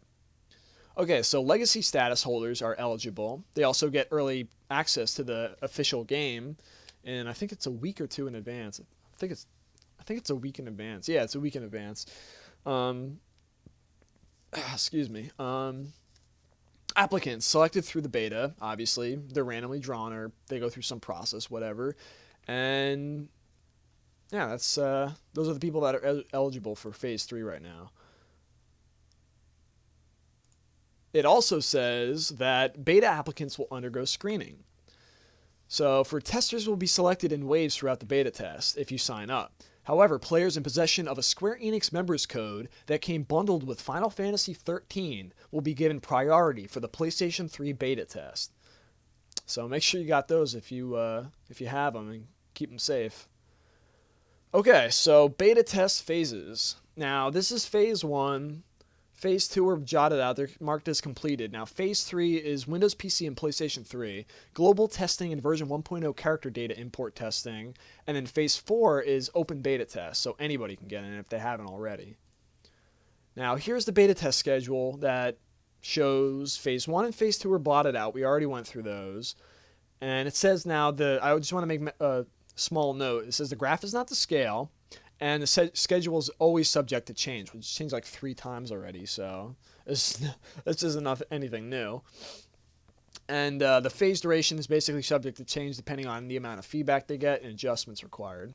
So it says phase 3 is closed beta. NDA is partially lifted. Now, partially lifted could mean any number of things. So don't upload anything to YouTube. Don't upload a fucking screenshot. Don't upload a video. Don't fucking live stream if you care anything at all about your account until you either hear from me or you hear from somebody on the forums if you follow it. Because they said they're going to update us when it's okay to upload things and what we can and can't do. So I don't want anybody to be going into like depression mode if they end up fucking up and uploading stuff without knowing and then getting their whole account and history completely just destroyed. So please wait for them to say something. And if you don't follow the news like I do, wait for my video and I'll fill you guys in. Okay. So just want to say that so I help you guys out. I don't want to see you guys lose your account. Okay. So it says NDA partially lifted. Duration is 1 to 3 weeks. So it depends. I'd say about I'd say the rest of the month of June if it starts on the 14th. But it's always subject to change. And then the PlayStation 3 beta test begins. It says there's a phase 3 there's a phase 3 debug session that lasts 1 to 2 weeks in between 3 and 4. And then on phase 4, it's basically open beta. NDA is partially lifted again, which, again, I don't know what that means exactly. Because in phase 3, they lifted the NDA on, or not phase 3, phase 2, they lifted the NDA on Gridania and character creation. So I can talk about character creation and Gridania to my heart's content. All right, I'm still a little careful about what I say, but if you can ask me stuff about that, I can answer it. That's okay. They said it's okay to talk about that. You can't show screenshots of it, though, and you can't do videos or go anything beyond that. But they said that's okay to talk about now. But just those 2 things, which isn't really a whole lot. And plus, I mean, what the fuck do you have to ask me on character creation? You've probably seen more than I have based off the videos they released anyway. So that's not really much of a game changer. But anyway, I just wanted to throw that out there for people that were interested. And that's basically going to last 1 to 2 weeks. All right, so then after that, Final Fantasy XIV Realm Reborn launches August 27th. And down here, it's saying this is what we did in Phase 1, what we did in Phase 2. Now, Phase 3. Okay, now some surprising stuff in here that kind of like knocked me on my ass for a sec. And I'll get to that in a sec. Now, it says Phase 3 characters will be deleted at the start of Phase 4. Data centers will be located in Japan and overseas, not just Japan, for better connection and whatnot, for people that were complaining about like response times and shit. More than 20 worlds will be available. All character customization options will be available. Beta Phase 3 characters can level from level 1 to 35. Version 1.0 characters can be used. In this case, the level cap will be that of the version 1.0's characters. So what that means is if you're level 50 in all your jobs, when you get into Beta Phase 3, all your jobs are going to be level 50, and you get to play around with like all the different abilities and shit. At least I would assume so, unless they block them out from you. But you probably get to play around with them anyway and fight stuff that's higher than your level and shit. So that's what that means. Testing will commence on the PlayStation 3.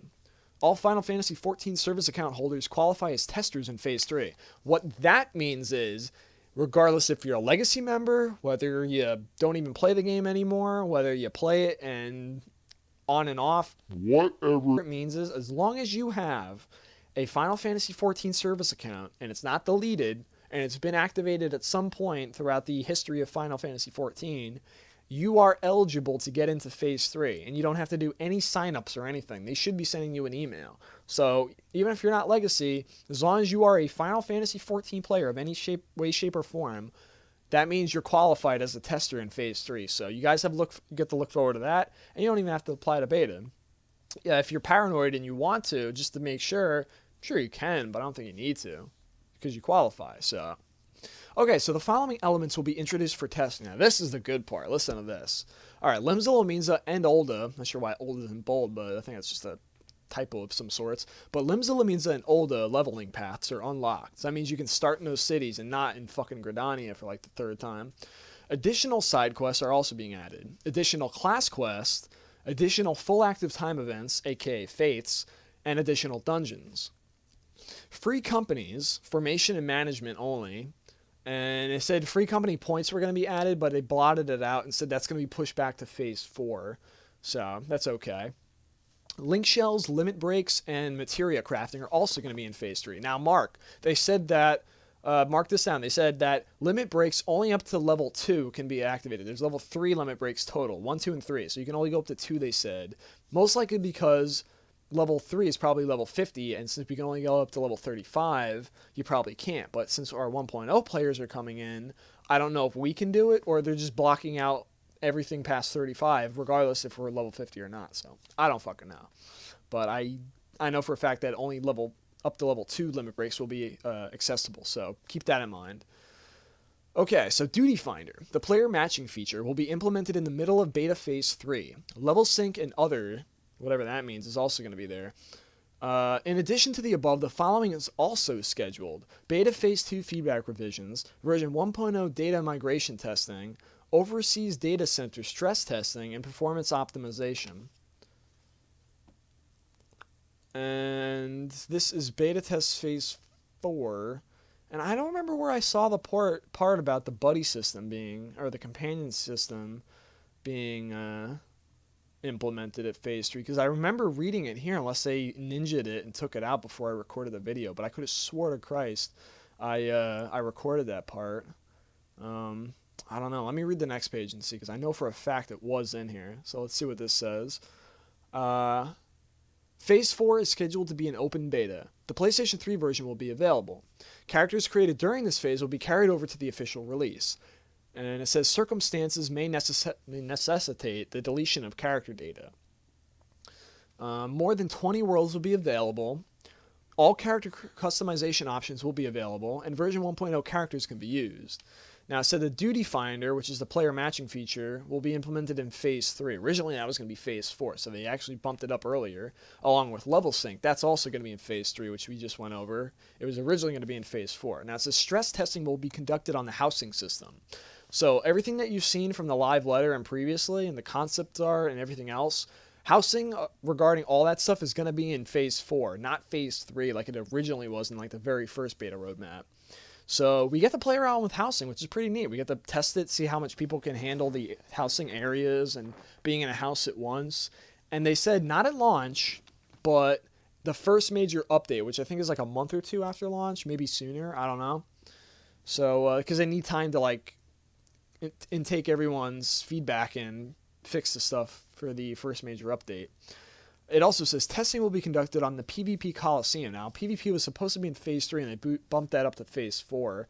So I don't know if that's going to be at launch or what, but hopefully it is. Free company points are also going to be in Phase 4.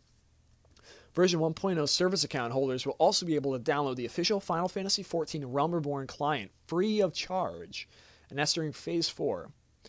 Those wishing to play on PlayStation 3 must purchase a copy of the game for that system, though.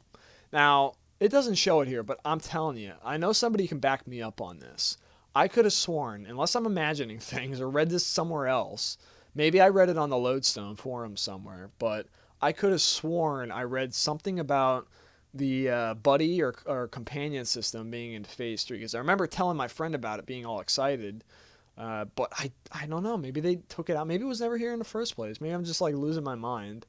But maybe one of you guys can fill me in or tell me where you saw that stuff. Because I could have sworn I read that was going to be in Phase 3. But maybe they fell back on that. I don't know. Or maybe I read it and just forgot about it. So anyway, enough of me rambling on. That wraps up the Final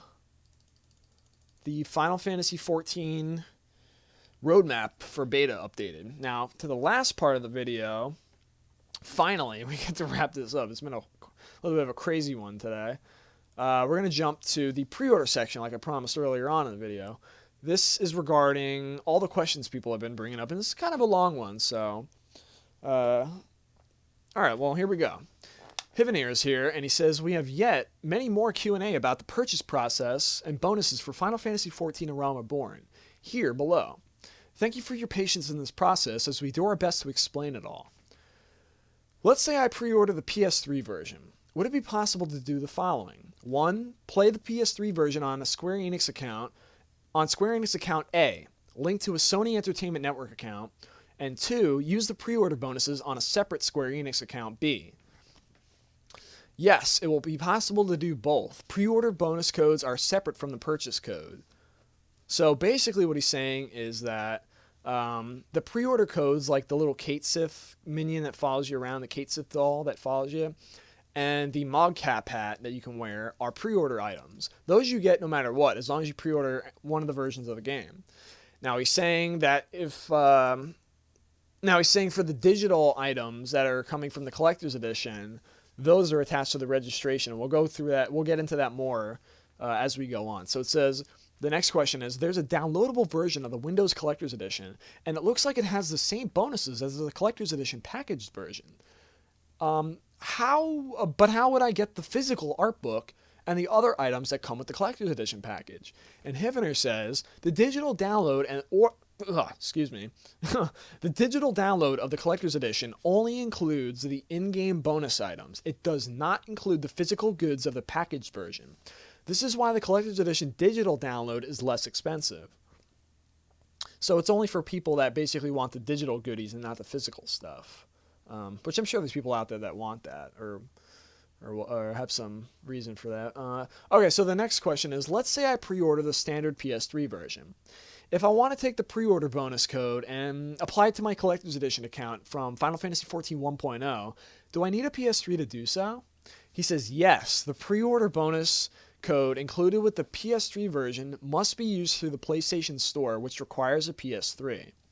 So if you get, like, let's say me, for example, you know how I already admitted to you guys in the previous video that I got both Collector's Edition for the PC and the PS3. So for me, if I plan on using the PS3 pre-order code, because I got 2 codes, by the way.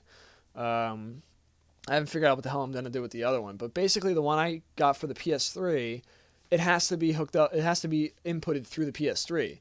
If you got the PC one, if you're a new player, you can just put it on PC and you're fine. If you're like me and everybody else I know that already has the game, the only way you can get the pre-order codes to work is basically if you pre-order the physical one for PC or if you pre-order the physical one for PS3. So you got to decide which one you're going with. And I'll get into the basics of which one you should go with in the future questions. So just throwing that out there. Where did I leave off? Okay, so what codes are included when pre-ordering the Collector's Edition? And he says, number 1, a single code to activate one service account and receive the Collector's Edition digital bonus items, which are both on the same identical code. They're both shared. They're not separate codes, like I mentioned earlier. And number 2, a single pre-order code required for early access and to receive the pre-order bonus items, such as the Mog hat and the Kate Sith doll that follows you, the little pet minion. If you already have a service account, the pre-order code can be used with it if you choose to do so. Next question. The sale date has finally been announced as August 27th, but different retailers show different delivery dates.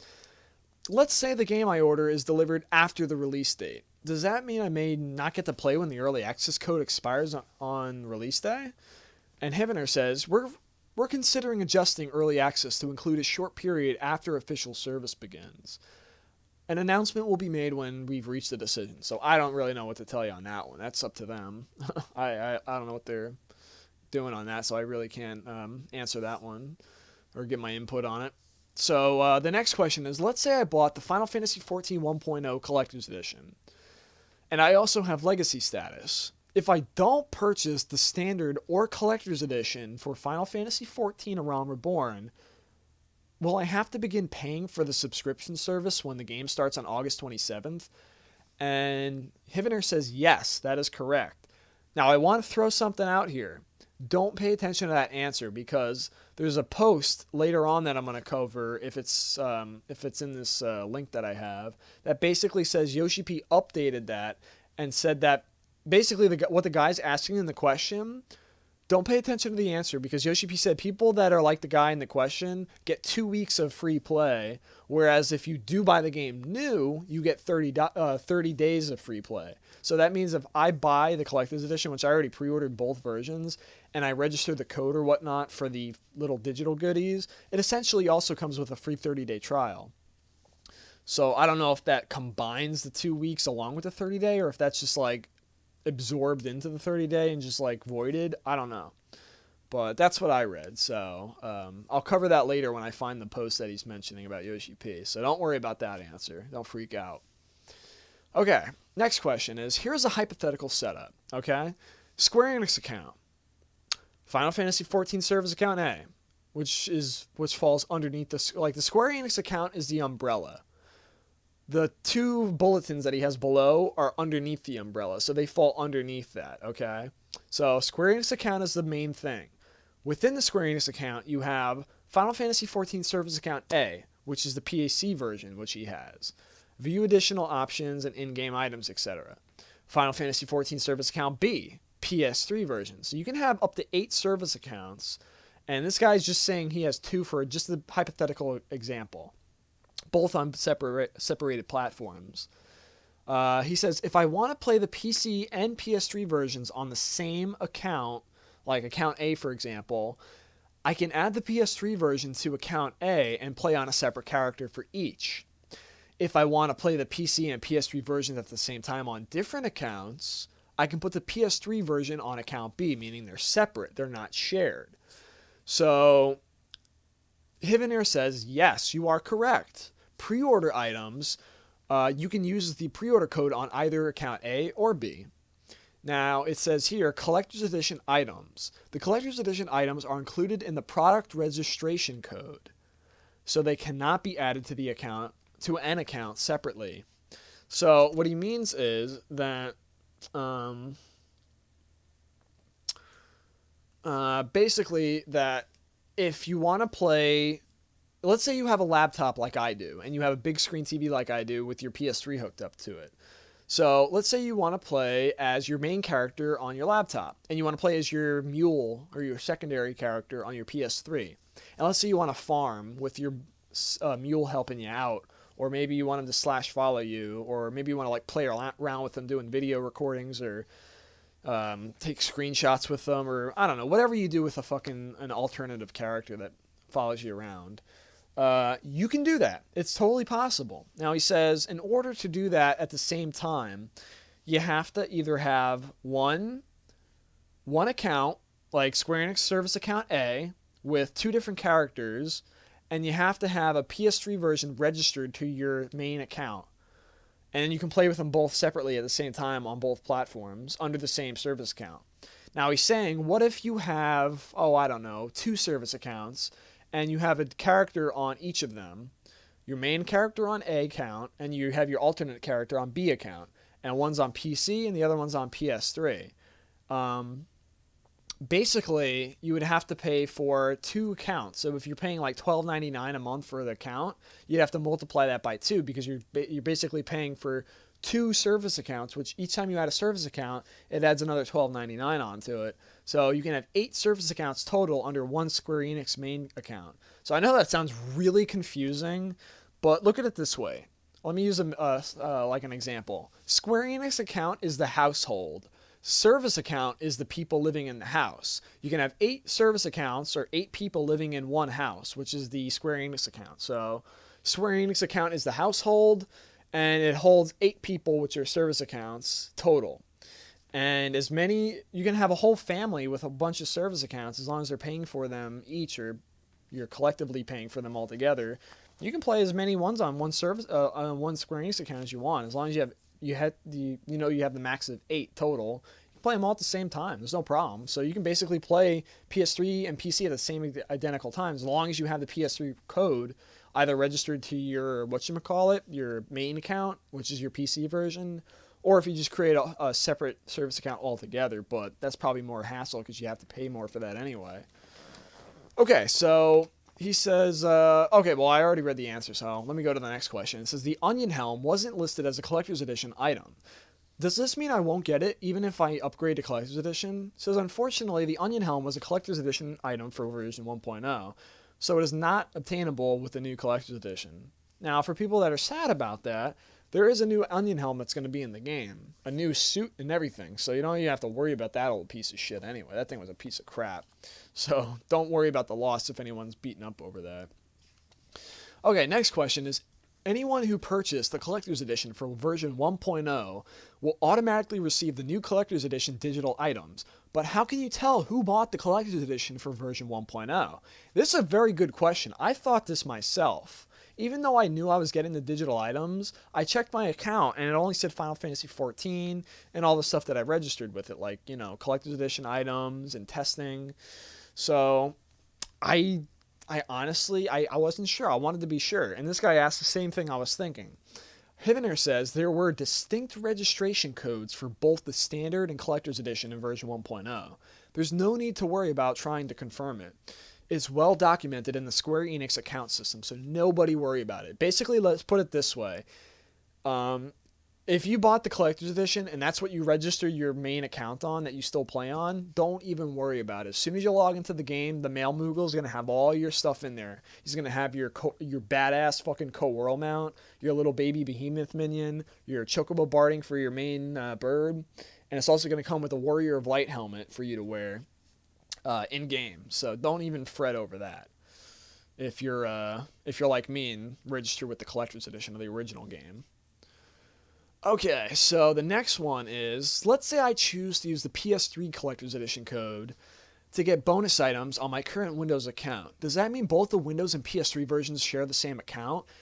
And I can't make two service accounts? Also, if I'd like to play on two separate accounts, would I have to choose which account to put the bonus items on? And Hivner says, yes, you would not be able to play using two service accounts. I probably might have contradicted myself there, so sorry if I confused anybody. But he does say, yes, you would not be able to play using two service accounts. In order to play with two service accounts and also receive the bonus items on both, you would need to do the following. You would have to first, for the current account that you hold for the original game, you have to purchase the digital upgrade where you only get the digital items on your main account without having to buy the collector's edition for it. And two, for your second brand new account, you have to buy a new copy of Final Fantasy XIV or Reborn on either PS3 or PC, depending on which one you had first, and create a new service account. So if you're a 1.0 player and you have the standard edition, right? Now this is what I mentioned in the beginning of the video. If you have a standard version of Final Fantasy XIV 1.0 and you want the collector's edition digital items, you have to do the digital upgrade, which is $19.99, I believe. I think I said that right. Yeah, $19.99, so $20 for the digital upgrade. If you want the physical items too, you would have to either buy the PS3 version, where the registration code is a brand new registration code to enable PS3 play and the bonus items, or you would have to buy that and get the digital upgrade, which is what Hivner is saying. But that's only if you want to have the digital bonus items on both accounts and have two separate service accounts, not if you want them all shared on one. I know it's a little confusing, so I do apologize. I mean, this is confusing everybody lately. But if you have any questions about it, don't be afraid to ask me in the comment section so everyone else can see it, in case they have the same concerns too, and I can help you out with it. And I think I lost my place. I want to say this too, because it's related to the topic and the question here, and the answer as well. My friend Galu, who is my link shell leader on 14, he asked me on several occasions about, what if you got a buddy pass from someone that bought the collector's edition, meaning buddy passes came with the original 1.0 collector's edition. I still have one I never used. I never gave it to anybody. So basically, if you've been playing this entire time off that buddy pass, basically that is not considered a collector's edition. I repeat, that is not considered a collector's edition account. That is considered a standard edition account. So he would have to buy the digital upgrade to get all the bonus items and mounts. And I don't know if that counts as pre-ordering too. I'm not sure if you can pre-order a digital upgrade. If you can, find out if you can. And if so, pre-order that. And then you can get the digital upgrade and the pre-order items as well, if that's possible. But if he wanted to get the physical items too, he would have to do the digital upgrade or get the PS3 version, collector's edition, and then you can get them all in one package and be able to play on PS3 as well. So, yeah, I just wanted to throw that out there because no one, I don't think, even mentioned that anywhere. All right, so he says, let's say I purchase the Windows version. I get 30 free days to play, but can I apply these 30 days to my Legacy account? He says, no, you cannot. The 30-day trial period cannot be applied separately from the registration code included with purchase. However, the PS3 version can be linked to your Legacy account, granting you the 30-day trial period. Now, I said this in the previous question, and I don't know where the update is, but let me refresh it before people get confused. If you pre-order the game again, and you, let's say you get the PS3 version like I do, like I am, and you put that code on your current account so you can play on PS3 and get the bonus items, you get a 30-day free trial automatically because the registration code comes with that inside. So it's already like etched into it that you get that. If you don't get that, then he's basically saying you have to pay right away. That's not true. He updated lower down saying that Yoshi P has confirmed that people that do not upgrade basically get 2 weeks free of play if they were previous Final Fantasy XIV account holders, because he probably figured that people that aren't like sold on trying the game again and don't give a shit about it and don't want to waste any more money on it, he probably rethought about it and was like, you know what, let's give people 2 free weeks to play with it who already bought the game, that still own it, that haven't smashed it into pieces or flown it across the wall yet, and let them play with it for a bit. So I'll get to that down below for proof, just to confirm that if I can find it. Okay, so the next question is, let's say I own Final Fantasy XIV 1.0 and I don't have a PS3. What should I do to get the pre-order bonuses? It says pre-order the standard edition of Final Fantasy XIV A Realm Reborn. Once you've received the pre-order code, apply it to your current Final Fantasy XIV service account. So if you're not going to get the physical shit, he said basically you can get the standard edition. So I guess that confirms that you can't get it from the digital one, I'm guessing. All right, so the next one says, let's say I've registered the Onion Helm and Garland Goggles to my account, but because of when I made one of my characters, only one of them, they only have one of these items. Will this character still only have one of the items in Final Fantasy XIV A Realm Reborn, or will both of them be resent? In this case, both items will be redelivered to the character. So, for example, let's say you did not get to register your Garland Goggles if you already made a character prior to buying the standard edition, but you registered your original account on a collector's edition version. So if I bought collector's edition, registered the game originally, and then like 2 weeks later I bought the standard for the Garland Goggles and basically registered it to my Square-Enix account, that originally would not show up on your character. You would have to delete the character, restart the character, and then it would be in your inventory from the get-go, which was absolutely fucking retarded for a lot of people back in the day when they released all these freaking items that you can get, like the Hermes shoes for being an 11 player, the Assurant arm guards, which came for being a 13 player. The Onion Helm came with the collector's edition, and the Garland Goggles came with the standard edition. And I never got the Garland Goggles. I never got the Assurant arm guards. I never got the freaking Hermes shoes. I only have the Onion Helm. So, but all of them are shit anyways. But if you want to collect them for collection's sake, you can still apply the code to this day if you buy it off Amazon right now and register the code again, and it still works. You can still input it into the game. And he basically said that it'll be in the Mail Moogle's knapsack or mail sack or whatever the fuck it's called, his mail bag, and it'll be there along with all your digital upgrade goodies from the collector's edition as well, from the Realm Reborn collector's edition. All right, so he says, and even more questions still. Continue to provide us your feedback and let us know if there are still concerns or queries you have about this process.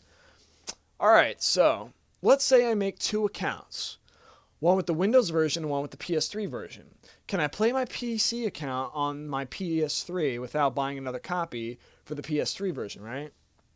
When you register the Windows or PS3 version to an account, you're authorizing that account to log in from the corresponding platform. Registration codes from both the Windows and PS3 versions are required to log into both platforms with one service account. Alright, so hopefully that answers that question. For Windows version, is the installation disc going to be Blu-ray or DVD? The installation disc will be DVD. Let's say I bought version 1.0 when it first came out, but it was so long ago, I don't remember if I registered the code I got or not. and I cannot find the package today. Would I run into any concerns buying the package or downloadable version of Final Fantasy XIV: A Realm Reborn? He says if you log into your Square Enix account, you can confirm if you have a Final Fantasy XIV service account. If you have not played the game and are looking to start fresh, there should be no problems in purchasing the package or downloadable version of the game. Next question. Let's say I have a code for the Garland goggles that I never use, but would I be able to use it? He says if you still have the unused Garland goggle code, it can be registered to your account after the official service starts. Also, all characters created on your service account will receive the item, so wait for after the game launches and then activate the thingamabobber, and then it'll show up on all your characters regardless of when they were created. New world. Let's say I have the collector's edition from Final Fantasy XIV version 1.0. So I know I'll get the digital collector's edition items for A Realm Reborn. I also have legacy status, so I know I get early access. However, I also want the Kate Sith doll and the mod cap, so I'm considering pre-ordering the standard edition. If I don't have a PS3, would I need to pre-order the Windows version to use the code? He says yes. In order to obtain the pre-order items, you would need to register a pre-order code from the Windows version to your account. So basically, if you are only playing on Windows and you're not playing on PS3 and you already have the collector's edition, you're already getting all the digital items and stuff, if you want only the pre-order shit, and the pre-order shit alone, once you have everything else checked off your list, you would have to pre-order the same version because the pre-order code is its own code. It's not like the digital items that are attached to the same code as the registration. So you don't have to worry about that fucking up or, hitting a wall with anything there. So that's okay. Can I get the Coral mount if I purchase the standard edition? There are no plans to make the collector's edition items available outside of purchasing the collector's edition. This also applies to pre-order bonus items. And the next one is, are the sale date and start of service on different days? They are both planned for August 27th, 2013. Alright, second last question. Let's say I purchase version 1.0 and I want to get the pre-order bonus items, the collector's edition bonus items, and I also want to get all the physical goods that come with the collector's edition package. Would I be alright in just pre-ordering the collector's edition? Unfortunately, you would need the additional digital upgrade. Changing the status of a current Windows service account must be done through a digital upgrade. Your current service account cannot be overwritten with a new registration code from the collector's edition. And the final question says, let's say I want to play with my family and we'll need several accounts, but we don't need a lot of boxes sitting around the house. Is it possible to purchase just the registration code? Yes. You would need only to purchase the downloadable version, which you can purchase off the Square Enix site, which is a downloadable game off their website and probably various other websites. And you can also purchase the PS3 version from PSN, they said, in the future, but they're going to have more details on that at a later date. Now, here's what I was telling you previously several times. Yoshida recently posted an update regarding Final Fantasy XIV 1.0 users being able to try out Final Fantasy XIV: A Realm Reborn at launch that I'd like to pass along. Producer and director Yoshida here. I apologize for the delay in preparing various announcements. With the beginning of official service on August 27th, we will be implementing a 2-week-long Welcome Back campaign for those of you who have Final Fantasy XIV 1.0 service account, regardless if you are a Legacy member or if you have a Collector's Edition Standard Edition. During this time period, you can try out Final Fantasy XIV: A Realm Reborn for free, so please take this opportunity to check out the game. Once the date draws closer, we will be announcing the details on the Lodestone, as well as sending out an email from the development team. So look forward to your email and on the Lodestone in the future for an update on that matter. Also, 30-day free trial comes for people that pre-purchase the game again, whether they already own the game or they're brand new players to the 14. They get free 30 days if they buy the game and register the code. And only if they register the code. It's in the code, I think, they said. And you get the free 2 weeks if you are a pre-existing Final Fantasy XIV account user. So regardless if you're Legacy or you have the Collector's Edition or Standard Edition, you get 2 weeks free. So this is the confirmation straight from Yoshida himself. And that's everything. That's all the updates regarding the Collector's Edition purchases and pre-orders. So, I know this has been a long one, and believe me, it's been a fucking crazy day for me. Oh my god. So I apologize 150% for not getting this out tomorrow. or I'm sorry, yesterday or earlier today. So I'm really, really sorry, guys, for not getting this out earlier. I really wanted to, but I've been so busy and so much shit has been like popping up like spontaneously lately that it's just been, I'm surprised I'm even done recording this video, to be honest with you. So I'm going to actually edit it right now and get it up to you guys so you can view it before, probably early this morning, since it's 5 minutes to 12 my time. So I don't know what else can I say, but hopefully you found this video enjoyable. Hopefully you found it informative and it helped you guys. And if you have any questions or concerns at all, do what you normally do and just comment to me. And if you haven't done so yet, don't be afraid to ask me or another fellow user on my videos. Everyone's usually happy to help. And yeah, I guess I'll see you guys in the next video. Alright guys, take it easy.